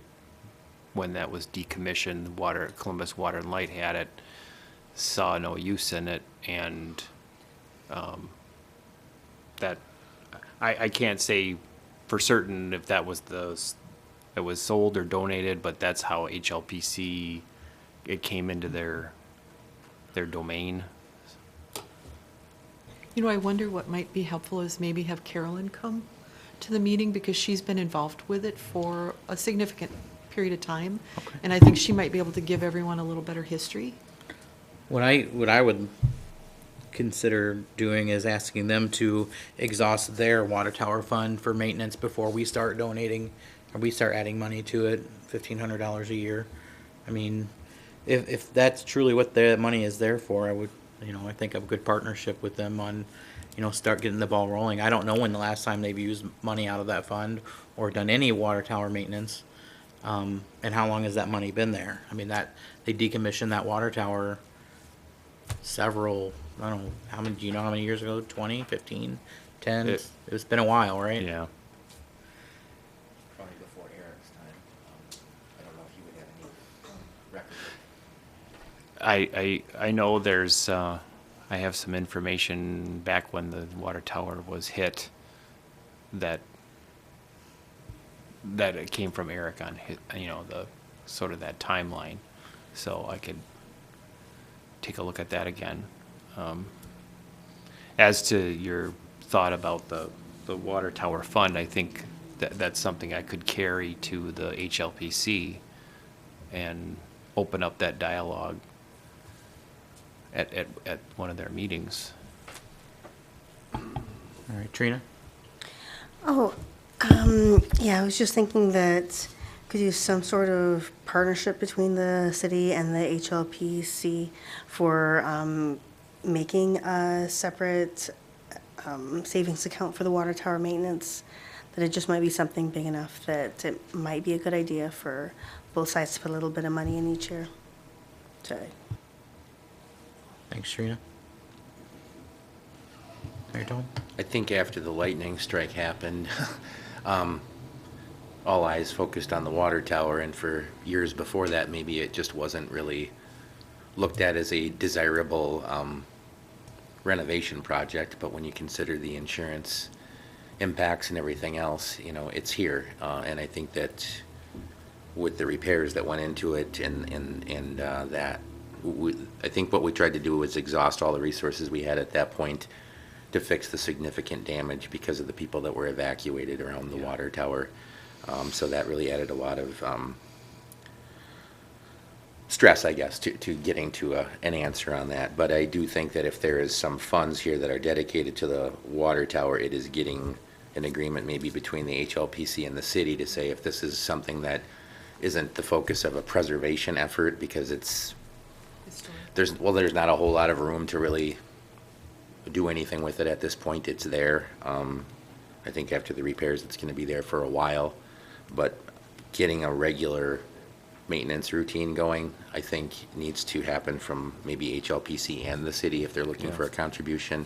I think there's plenty of work that was left that could have been done. We just basically ran out of financial resources when the repairs got done, or the insurance wasn't going to fix every maintenance issue on the water tower. It was the damage.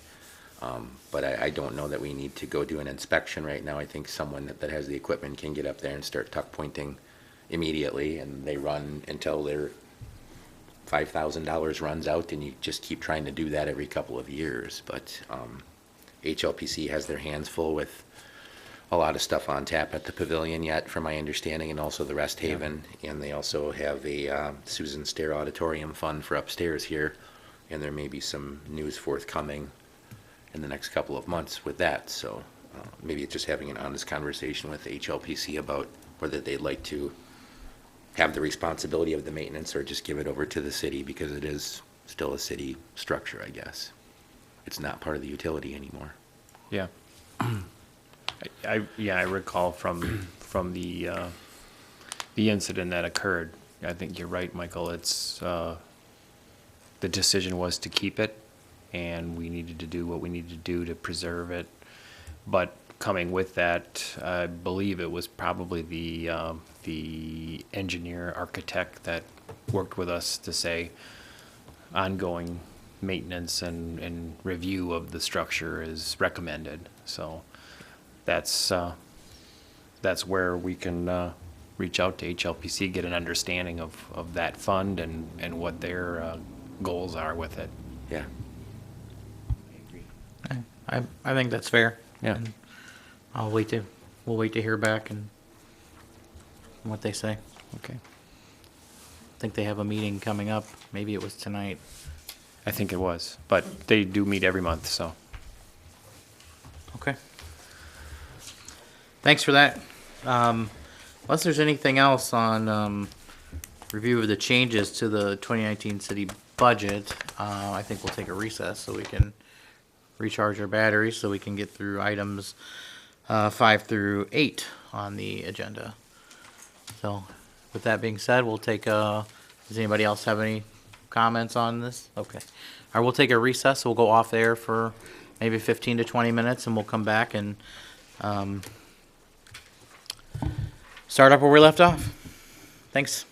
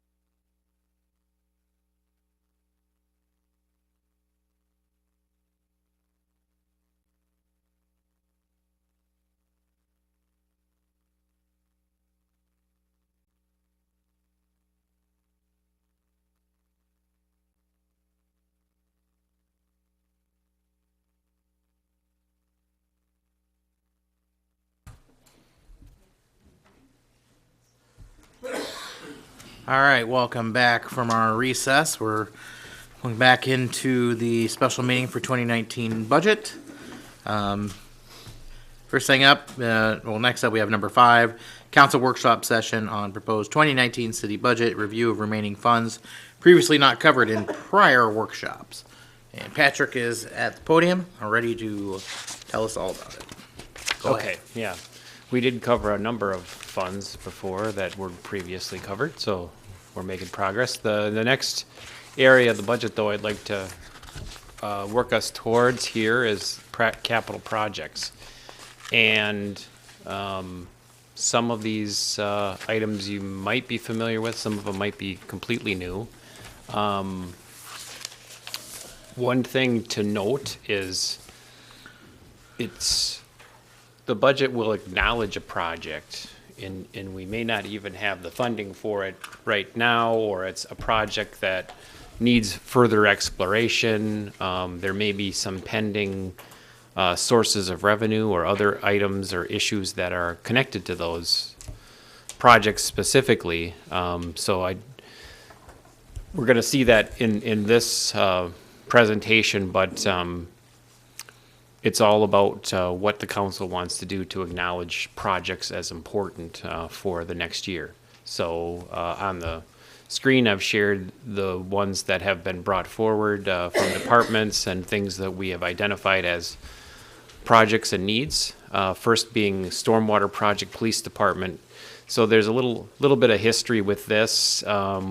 When the public safety building was a law office, it transferred over, or the city bought that to put in the police department.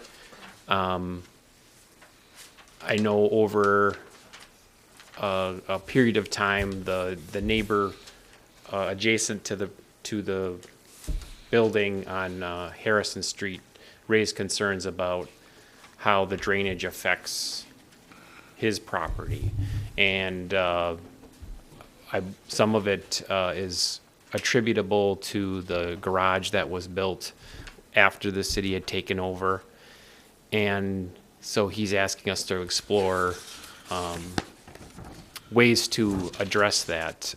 Our own stormwater ordinances say if you're developing a project, you're not supposed to increase the amount of stormwater on your neighbor. That being said, I'm going to go back to what I just said. This project needs a little bit more review, from our engineer and maybe some history, but I want to identify it as something that we want to look at because I think that the neighbor does have some valid concerns and things to check out. So initial estimates to do the complete work through on this could be up around 22,000. But again, I think that we'd like to take some time and review this a little bit more closely, work with the neighbor and determine what are the best ways to address the excess water that's coming. It's eroding part of his property. So that's number one. Number two is visible. Anybody who goes by the police department has seen the stucco that's buckling out. This has been one that's been on the city's slate for a little while. The issue with that is we've been talking to contractors that deal with front facades and different ways to address it, but having trouble finding the right contractor or contractors that are truly interested. We're not quite sure about the cause of this. So there's going to need to be a little bit more work in investigating it, but it may be more of just a facade or aesthetic issue. It may be more of a structural issue. But it is something that we'd like to continue to investigate and then bring back to the council to discuss. Number three is the recycling center. That's also been an interest of the council and the city for a while now. And DPW's looked at improvements. We'd like to see some improvements. First and foremost, the drainage out there is not optimal, and the driveway. I've gotten some information from DPW on that and what could be done in phases.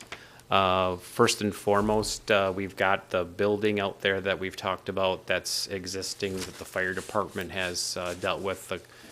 The concern with that is there needs to be a review of asbestos if we're going to take it down, which is part of what a future project could be, to take the building down.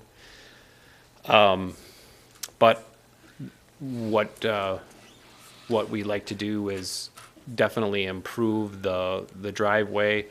The thought was, rather than putting in a complete blacktop and asphalt, you can put crushed asphalt in, which is a very solid surface, but it's not as permanent, and it allows for an essential testing of what it could be. It's more flexible. So that would be an element to this, along with the concrete bunkers that we talked about, that the street projects use to segregate areas for different items, yard waste items, brush, leaves, and the like. So that would be a project that staff is ready to look at. I know the council's had strong interest in doing that, so that makes our list as well. The bucket truck, DPW had a bucket truck they used for tree trimming, pruning, tree removals. It was an old machine, and every year it needs to be certified for safety, and this year it was deemed unsafe and unable to be used anymore. So potential there is Columbus Water and Light is replacing their bucket truck for a bigger one, and potentially would be willing to work with the city on selling us theirs. So it's on the list. If there's interest in pursuing it, we thought we needed to bring that to your attention. What also remains is the projects that we've talked about with the senior center. There's some funds that have been set aside eventually to replace the roof at the senior center. I think things have been managed pretty well. We've been, hitting at the various more immediate needs, but long-term, the roof is going to need to be addressed. Kim Lang, I think, is saying that nothing needs to happen next year, but it's a looming project that we're going to need to look at. And last year we got the estimate around $60,000. So windows, gutter replacements also are factored in. So those are the projects. There's not another list. That's what we have. Acknowledging the fact that we don't have a borrowing, the budget, the general fund budget is static or kind of solid in terms of not a lot of additional funds from there to address these things, but we do have some ways to address some of these needs. And we've recently set up the asset disposal policy, which auctioned items create a separate fund. There's funds available there to look at. Kim has looked at unspent bonding funds.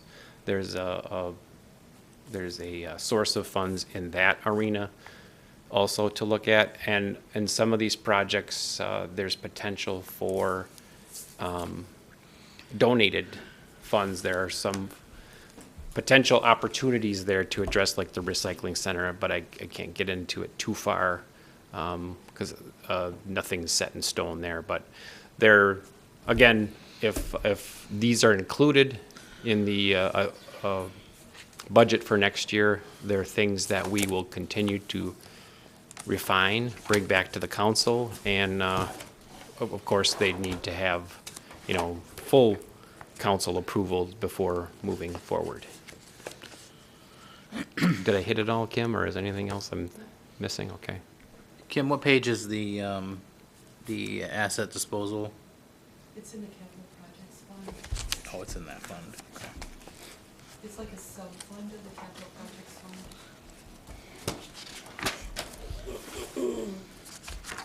There's roughly there's roughly $21,800 in there. It'll continue to earn interest through the end of the year, so there'll be a little bit more in there, but I think what Patrick was kind of alluding to too was, you know, the year before we were looking at the 2018 capital projects budget, and we had a number of items that department heads brought forward.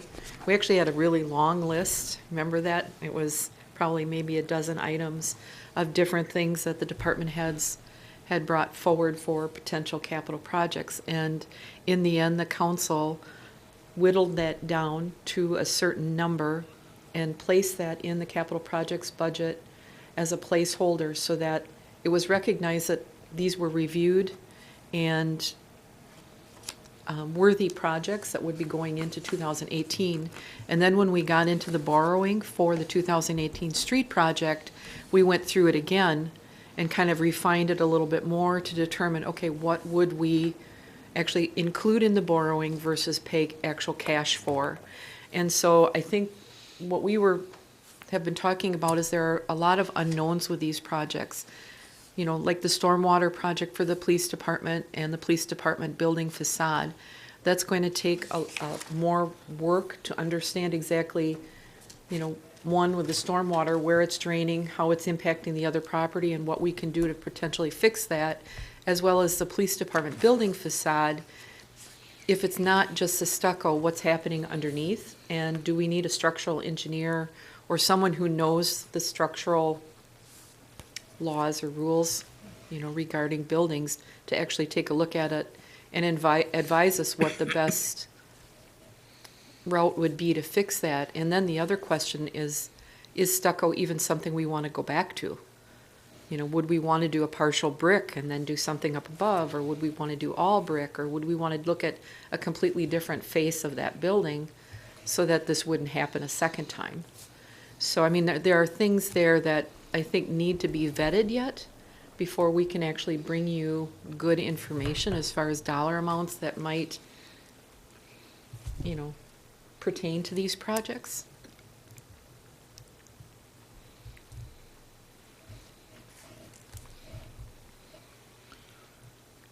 Okay, so what are you looking for what are you looking for from us tonight on this list? You know, ideally, I think this is just my opinion, and you can run with it, or, you know, I think for me, because we have some unknowns as far as, you know, where some of these funding sources would come from. A good example is the facility and needs study. We've got a number of bids on that, and they are quite significant in where they begin, low end, and where they are on the high end. So there's a real difference in what kind of money we might have left over from the 2017 bond note to be able to use for projects like this. So that's kind of an unknown as it stands right now. I think in my mind, what I would like is to have the council adopt a budget that would recognize that these are 5 projects that should be explored further, and that the funding for these projects would be determined once we knew what the actual costs were, and once we knew what available funding sources we have without going to another loan or note or bond. So, I mean, I guess that's where I would be with this. I don't think we're in a position right now tonight to sit and have a budget and say, we're going to put $20,000 towards this, and we're going to put, you know, $15,000 for this. I think the best one we would know what to do with is the bucket truck, which Water and Lights already said they want $60,000 for. But the remaining projects really, I think, just need more research. A little bit more, but also, you know, we need to know a little bit more from our potential funding sources, like you said, and when those are are made more clear, then priorities can be set for which of these we focus on for 2019. Okay. Mary Jo? It doesn't look like there's any expectation to levy for capital projects. There's nothing in the budget for that. We're at this moment. So everything that we would be considering would be for unused note funds or bonding funds or the disposal of the fixed asset fund or the undesignated fund. Right. We also borrowed for the street project this year, correct? So we had a 2018 bond. I don't know, I do. everything's not paid for yet, Right. but very well, by the middle of next year, we may have some unused funds there as well. Yeah. But I think kind of solidifying the possible resources or funding options for those is something that needs to be a little bit more firm. And I don't feel like, unless we're levying for this, that we really need to put a lot of pressure on ourselves to decide on them. I do Right. think we need more information. The front of the police building has been an issue that's been going on for a couple of years. I feel like we need to consider our options there as soon as possible. I think sitting through another winter is gonna make it much worse. And I don't have an answer. I mean, I looked at the estimate in here. One of them is basically repairing it, tearing the wall out to see what they find. Yeah. Which could change the price, or installing an IFS system over it, or taking everything off and installing IFS over the top of it, which would change the appearance of the building just because it's a different type of product too, so. One of the things we kind of talked about when we talked about carrying over that money from this year to next year for the police building repairs, that $7,000 was, I guess in my mind, I kind of looked at that as money that we could maybe be using to get a professional in there to really take a good look at that and maybe give us some guidance as far as going forward to, if we do decide to fund it, what does it really entail? So if it takes $2,500 or $3,000 for someone that's a professional to actually go in and do it, we'd have that money already set aside in the general fund for that. As that carryover portion. Yeah. Yeah. And that would still leave some money in that, account for other building repairs if they need to make them. I know they've talked about little paint work and patching up the chipping paint on the building as well. Yeah. Yeah, I think unless we're going to restructure things or we're asking to be levying funds for special projects, I don't feel a lot of pressure on picking or choosing or making a firm decision on this. We can continue the conversation until we get more information. And like any other day in the city, you never know what else might break that we're unaware of. The pool is a good example. There's always surprises as things age, and we have a lot of aging buildings, so I don't think there will be a shortage of potential projects. It's just looking for the priorities, I guess, and this is a good list to start with. Thank you, Mayor Tome. Any other comments on the potential uses for this money?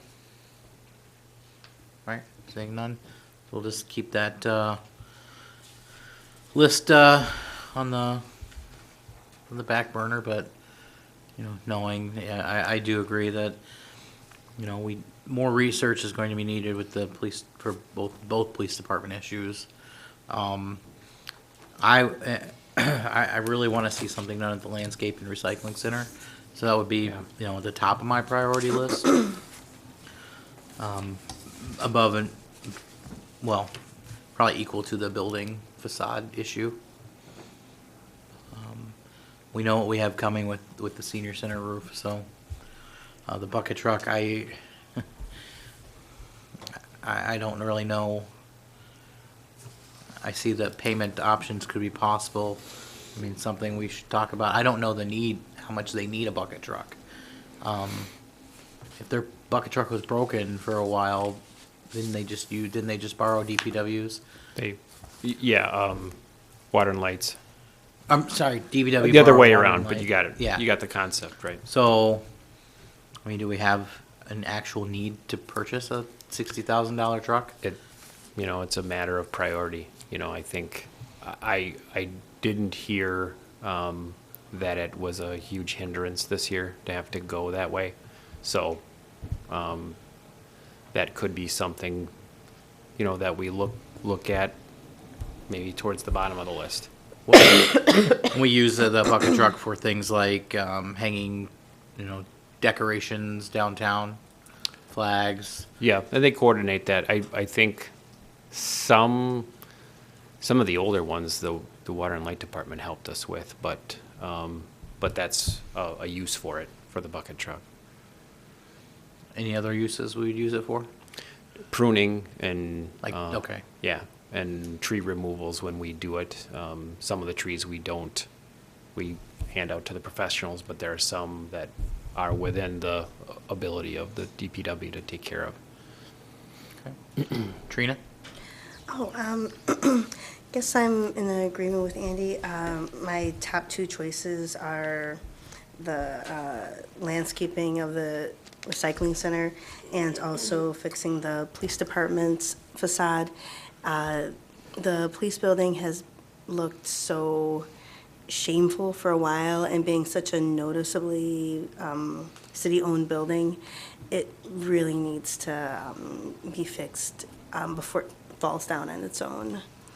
And for the facade, I'm really wanting to look into pricing of having the entire front wall ripped off and just down to the load-bearing beams, because I really imagine it's going to be pretty deep. Thank you. Gotcha. Have we ever, I don't know, considering a source of funding, I know that they've talked about this facade improvement grant and things. Have we connected with Matt to see if this particular building is something that qualifies for some of that? That facade program is yet to be developed. So, but I like what you're thinking. But yeah, no, it would be designed to encourage businesses to improve their facades. As to the eligible applicants, I'm at this point too early to tell if the city would be a part of that. So, Thank you. Any other comments? Discussion? All right, seeing none. Oh, I see Clark now. I'd prefer to focus on both the senior center and the police department. I think those facilities probably need the attention more than anything else.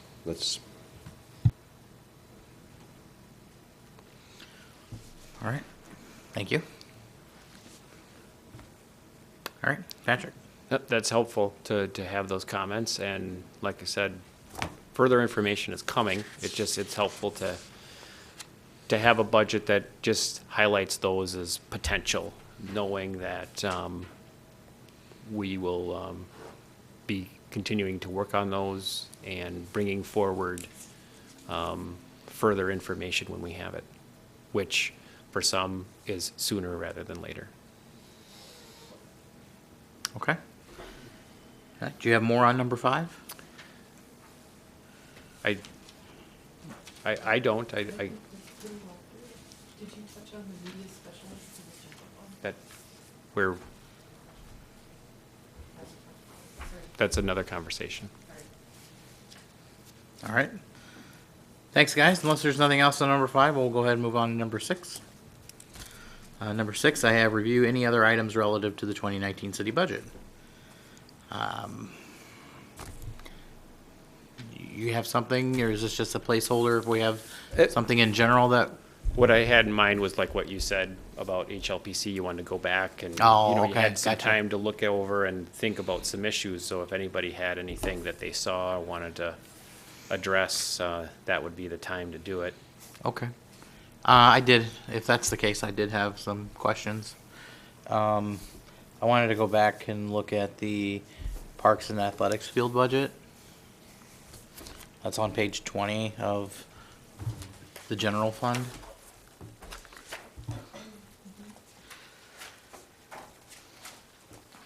Just kind of wanted a reminder of, it looks like they have some carryover funds that they want to use. And then they have, some other projects. Can we just go through those again? Because we talked about them. I don't know if we vetted if we were prepared to move forward with. I know they want to put a bike path out at the park that we don't have any park plans for. So I'd be interested to hear more about that. Well, I can speak to the setup and maintenance line in athletic fields. That's that litter lift that they talked about. Evidently, they're going to be demoing a version of a litter lift next week. They haven't had a chance to do it because the snow came before they could get it and, actually get out and use it. And if it works, then they would be using what's left of that fund to probably purchase the litter lift this year. What And fund they- was that again? That's the athletic field setup and maintenance line. Oh, okay. The reason that's kind of in green was because at this point in time, until I know whether or not that's going to work, that particular product that they're looking at, if it doesn't work, they'd like to be able to carry over the unused funds into 2019 to continue the look for a litter lift that would actually work for them. So right now, that is truly on hold. That is something we've got to wait until they actually demo that product next week. Okay. I guess I will specifically ask we had a discrepancy in athletic fields improvements and equipment, $9,000. I didn't get a new budget sheet with anything rearranged because we thought that, I think we said, maybe leave $6,500 on that line for, I don't know, something.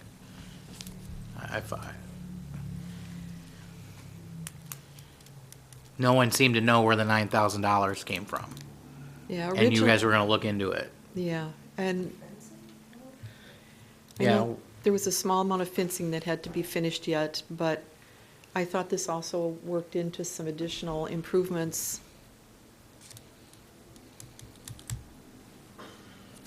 I'm sorry, I'm Andy, I'm just getting a blank.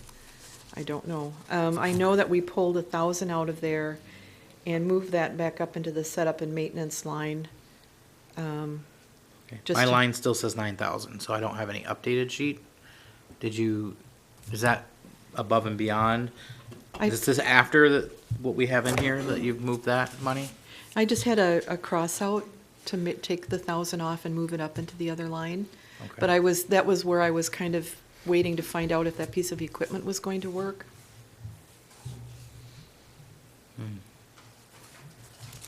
Does anybody else recall this conversation, or am I? I remember the lack of explanation on the 9,000. Okay. So I guess I could go back and rewatch the meeting and see No, where we yeah. ended up on that, but I recall somehow it stuck in my head that we wanted 6,500 on that line. I remember Carolyn got up and spoke about the bike trail. This is for athletic fields, so I don't think that was the same conversation. I have other questions about that. It's up higher, but Okay. we can I figure it out. Okay, I will follow up. If you on don't it know too. right now, we have plenty of time to figure it out. Right. I thought that maybe we were gonna leave like 6,500 in there, because that was the amount of the drain tile. It's coming back to me now, yeah. It's to put up a But- good faith with the CBO on Yeah. their efforts. Yeah, I don't know, and I think that thought was if it wasn't used, then they could do the fence capping or something. Yes, So yeah. just maybe we could go back and review that information and see what we were thinking. I mean, we Yeah, have absolutely. we have a lot of meetings and a lot of conversations, and you know, things can get blurred sometimes. So I just wanted to have you guys review that and go from there. And then the other, the park buildings, building repairs and maintenance. That's 21,800 was budgeted for 2019. There's a paragraph in here that says carryover 6,000 bike path, Washington Park Memorial, 2019 budget 27,800 includes Warner Park bike path. So I'm just need some further explanation on what that was. The bike, as I understood it, the bike path for Washington Park and Memorial wasn't something that they were able to accomplish this year. So they requested that the $6,000 that they had slated for that project be carried over into 2019 so that they could finish it. The increase from the 2018 budget, which was 15,000 to 21,800, reflects the additional money that they'd like to do the Warner Park bike path. Okay. So I guess I'm a little hung up on the Warner Park bike path. Again, I don't think I've seen any design plans for this park. And we have equipment in a park. I don't know if it's in the flood zone, you know, and this has been very, I don't know, it's just very, I don't want to say secretive, but it seems very off the books. Like it's just a park is appearing. I know we accepted the donation of the equipment, and who decided where to put it and what's going to be a part of it? Like bike paths, baseball fields. I know that's could be later down the road, but we're talking about a bike path now in a park that doesn't exist. It's just some playground equipment. So I think we should take a deeper look and see if it's appropriate to put a bike path in something that isn't designed. I don't think it's appropriate. Right, Tom? I feel like when you get into something this specific, I mean, and I think bike paths are good. We talked about bike paths a couple of years ago, and unfortunately we had a tough budget year and we didn't get the funding that we wanted to kind of repair some of the existing bike paths or possibly extend them. And I think there are bike paths that could use some repair work, but I think this is the conversation we should be having annually during the capital projects discussion, regardless of whether it's funds that are levied somewhere in the budget. But to hear about a bike path in a park that's not yet existing, I guess I have a little heartburn over as well. Not that I couldn't support it, but where's a rendering of what that park looks like a year or 3 or 5 years from now, I think is something I've been wrestling with because of, you know, there's people donating playground equipment and it's going on some city-owned green space, but I've never seen a rendering of what that park is supposed to look like and what it can look like, depending upon some other issues that surround that area. So I feel like these are things that need to be presented through a capital projects conversation and not just kind of costs that are buried in a line item in a department. Also with the stair project at the pavilion, I'm sure the stairs do need to be replaced, but it's kind of in the same line item as utilities. To me, those are just two completely different things. You know, there's standard operating costs for any building, and then there's replacing stairs on a historic building. Those are just, they're two very relevant things, but I think they need to be separated somewhere along the line, instead of just kind of put into a budget line item. So I can understand what you're talking about, Andy. I mean, I'm not opposed to, if it's in the budget and we can make something happen, we just haven't had that conversation to really enlighten us on what the plan is. Yeah, what's the bike path connect to? Yeah, or if there's another path that we weren't able to fund a couple of years ago, could we go back and take care of that first before we start adding more lane miles of bike paths, I guess. I think it's a appropriate question, Andy. And I don't have an answer, and I don't know that we'll get an answer tonight either, but I think it's just, Yeah. yeah. I think those are fair questions, certainly. Yeah, so at this point with that, I would just like some clarification on the improvement in equipment for athletic fields. And then maybe a re-go at this with the bike path. I'm not opposed to the 6,000 bike path, being repaired at Warner Park. It's a repair, right? Yes. Okay. Oh, Warner Park? No. Yeah. Memorial and Washington. So is that a Park. new bike path or is that a No. repair to a bike path? Repair. It's like a little paved walkway that goes through the park. Like that path that's diagonal from the corner to Sweet the jump school? right in the middle of it. Okay. And Memorial Park is out at, behind the rest haven that leads up to the Veterans Memorial in Fireman's Park. Okay. And then we have the one that's behind like the tennis courts that's deteriorated. Yes. So I think if we had a bigger picture plan to the park on the west side, I think that would be the appropriate time to address, funding a bike path there. I think maybe this money should go towards repairing the other bike path. If I don't know the cost of what. I remember they looked at it, but I don't remember what they were looking for. I know that I don't know. I'm at a loss here. I don't know what to do. So I'll let you go back at it with Kim and look at it and see, because if you're not, if we're not gonna do, we shouldn't do the Warner Street bike path until we know what's gonna be there and how it's gonna be designed. But I'm not saying that money needs to go out of that department. I think it could be used elsewhere and, with other things if we need to, or, if not, then, we move it out of there and The tennis court. something. Look at what our existing bike paths condition, what are the needs there, and then kind of like what Michael said, for a new bike path, put it in with those future discussions we're having with projects. Mm-hmm. More in-depth look at it.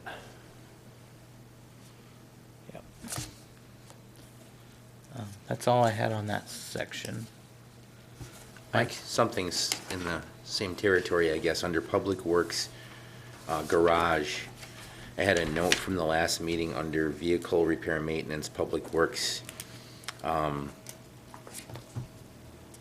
I put a note there of $14,000. There must have been some discussion at the last meeting because I think I asked a question about the maintenance because we've got newer vehicles now, but there's been no reduction in the vehicle maintenance budget line, and I don't remember exactly, or if you had any notes, Kim, on what that conversation was, but I thought there was a potential to maybe adjust that if needed.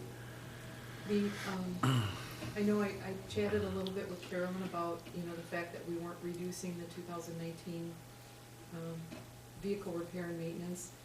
We have replaced some of the trucks that, are larger and have larger maintenance issues, but she said there are still some vehicles that have ongoing maintenance issues, and she felt the 40,000 was appropriate. Okay.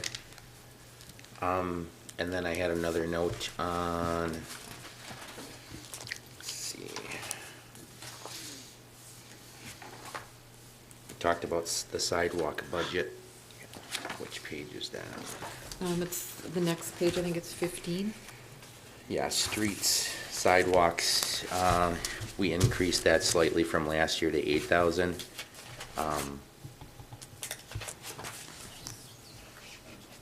Again, I said it at the last meeting, I think that the approach that we're taking here is replacing a small section of sidewalks as we did this year the first time in, but they're all city-owned sidewalks. And we've been doing grinding, which seems to work in certain places as well. But I think the intent last year when we talked about this was to get a fund. We're doing a 50-50 between the property owner and the city, and so we can have a consistent, sustainable resource coming back to help fund it again every year. And I would like to see some more effort put into that this year. And if there's any room to wiggle, I'd like to maybe get that up to $10,000 this year, and maybe we take the first half and we do the city stuff, and the other half we start going and doing spot replacements around the city, identify a batch and you know, whether it's the DPW crew or a private contractor, just kind of come in and get them all taken care of. If they're existing sidewalks, then the city would pick up half of that, and then the property owner would pay the other 50%. But I think there's a lot of areas in the older parts of town where we could have some Yeah. significant improvements. You know, we used, and probably Patrick's done it in the past too, is the DPW would go out, whoever the designated person would be, and actually mark areas of sidewalk that need to be replaced. And then we would send out a letter to the property owner that said, your sidewalk is in disrepair, and you have until such and such a date to have it fixed. And if not, then the city will come in at a cost of X number of dollars per lineal foot. And I don't know if that's something we could do that would encourage people to maybe get it done without the city having to even be involved. Well, I think that, I guess, I don't know that it's an ordinance, but I think on street reconstruction, the way we've done it has been a 50-50 as long as you already had sidewalks in. But the first time they go in, it's 100% to the property owner in new developments. And I think there's many ways we can approach it, I guess, but I think what I hear complaints frequently of people trying to walk around town, and there's just neighborhoods they don't go to because there's so many tripping hazards, and try to address small areas, I guess. And it would be up to the DPW to maybe identify an area where they could say, here's how much we have this year, we're gonna do a little bit here, or pick the worst. I don't know, that would be up to them. But I'd like to put a little bit more effort into that this year. Okay. I believe Yeah. some of the groundwork on that inventory has begun. I think the efforts this year was to try to get city-owned areas taken care of, but I know that there's been those efforts, though, to get that list together. So, yeah. I would almost want to treat it like the property maintenance team, like that might be the right landing spot for it. But, you know, instead of a complaint from a citizen, I think the city needs to be proactive Yeah. with that. And, you know, I agree with Mike. I like the 8,000. If he's asking for 10, I'm actually fine with that. I think we're gonna need to do, I think that's just a start. There's a lot that needs to be fixed, but, yeah, I agree. I think we need to add a line for revenue for the 50% cost share. And I agree, I think it should be a 50% cost share. You're probably gonna get some people out there that are just gonna fix their sidewalk on their own and not involve the city other than getting their permits, and that's fine too. But I think we need to start this, and I think I asked, I think it was Jenny Schultz the last time we had this meeting, if that's something we could focus on. And I believe that, everybody was okay with that, so. I would certainly like to see that program start, right away in the spring. I don't know. And that was my next question too, so thanks, Mike, for covering that.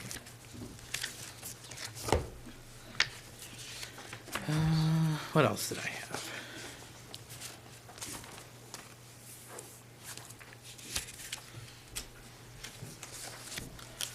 You guys have anything else for Patrick on other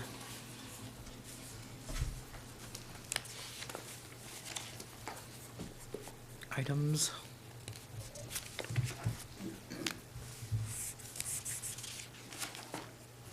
When I go home every night, I look at this every night in bed and I have new questions, but right now they're escaping me, so unless anybody has anything else, we can move on to the next item. Mike's thinking. I'll give Mike a moment to think. All right, so. As questions come, just feel free to let me know, Absolutely. as always. All right. Next up, number 7, action or schedule additional meetings for 2019 city budget. I think we've identified some things that need to be relooked at, so we will certainly should have another meeting. Yeah, I'm wondering, and throwing it out to the council, I think the meeting schedule's pretty booked up already this week. I know Michael's got some conflicts too.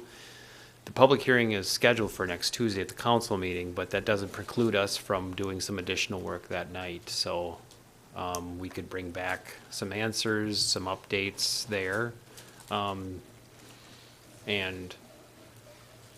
then, in years past, we've had special meetings to take action on the budget, or we've put it on the first meeting in December, so we have those options at our disposal as well, so, Okay. So we have one more meeting this month. yes. I think last year we had a special meeting, was it the Tuesday after? To go through the final pieces of the budget and adopt it. So we've done that in the past, too. Yeah, so that, could be up to the preference of the council. And But at that one, that could we wait have the until- public hearing at that point on next Tuesday. Yeah, And then we don't have to take action. We can, You can defer it to, you can just not take action on anything, you can just have a public hearing to see if anyone has any comments. okay. and then at that time, based upon the information or any other questions, we could decide then whether to have a special meeting or have the action at the December meeting.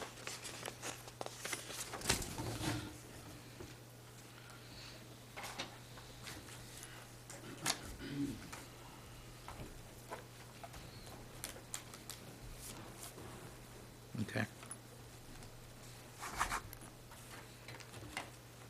Yeah, I think that, we'll have the hearing and then, if we get anything between now and Tuesday, we can figure out, if we need more time after that.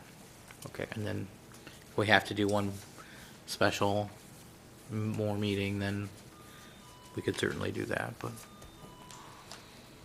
I'd rather err on the side of caution with this. Make sure we got all our I's dotted and our T's crossed here, so. Okay. All right, so no action, and then we should, we'll play it by ear on Tuesday and see where we end up. Yep. Okay? Unless there's anything else, we'll move on to number 8. All right, convene to closed session pursuant to State Statute 19.85, Sub 1, Sub C, considering employment, promotion, compensation, or performance evaluation data for any public employee over which the governmental body has jurisdiction or exercises responsibility. This is specifically for 2019 employee wages. I would need a motion to go into closed session. Motion to move into closed session. Have a motion? Do I have a second? I'll second. A motion and a second to go into closed session. Pat, if you could take the roll.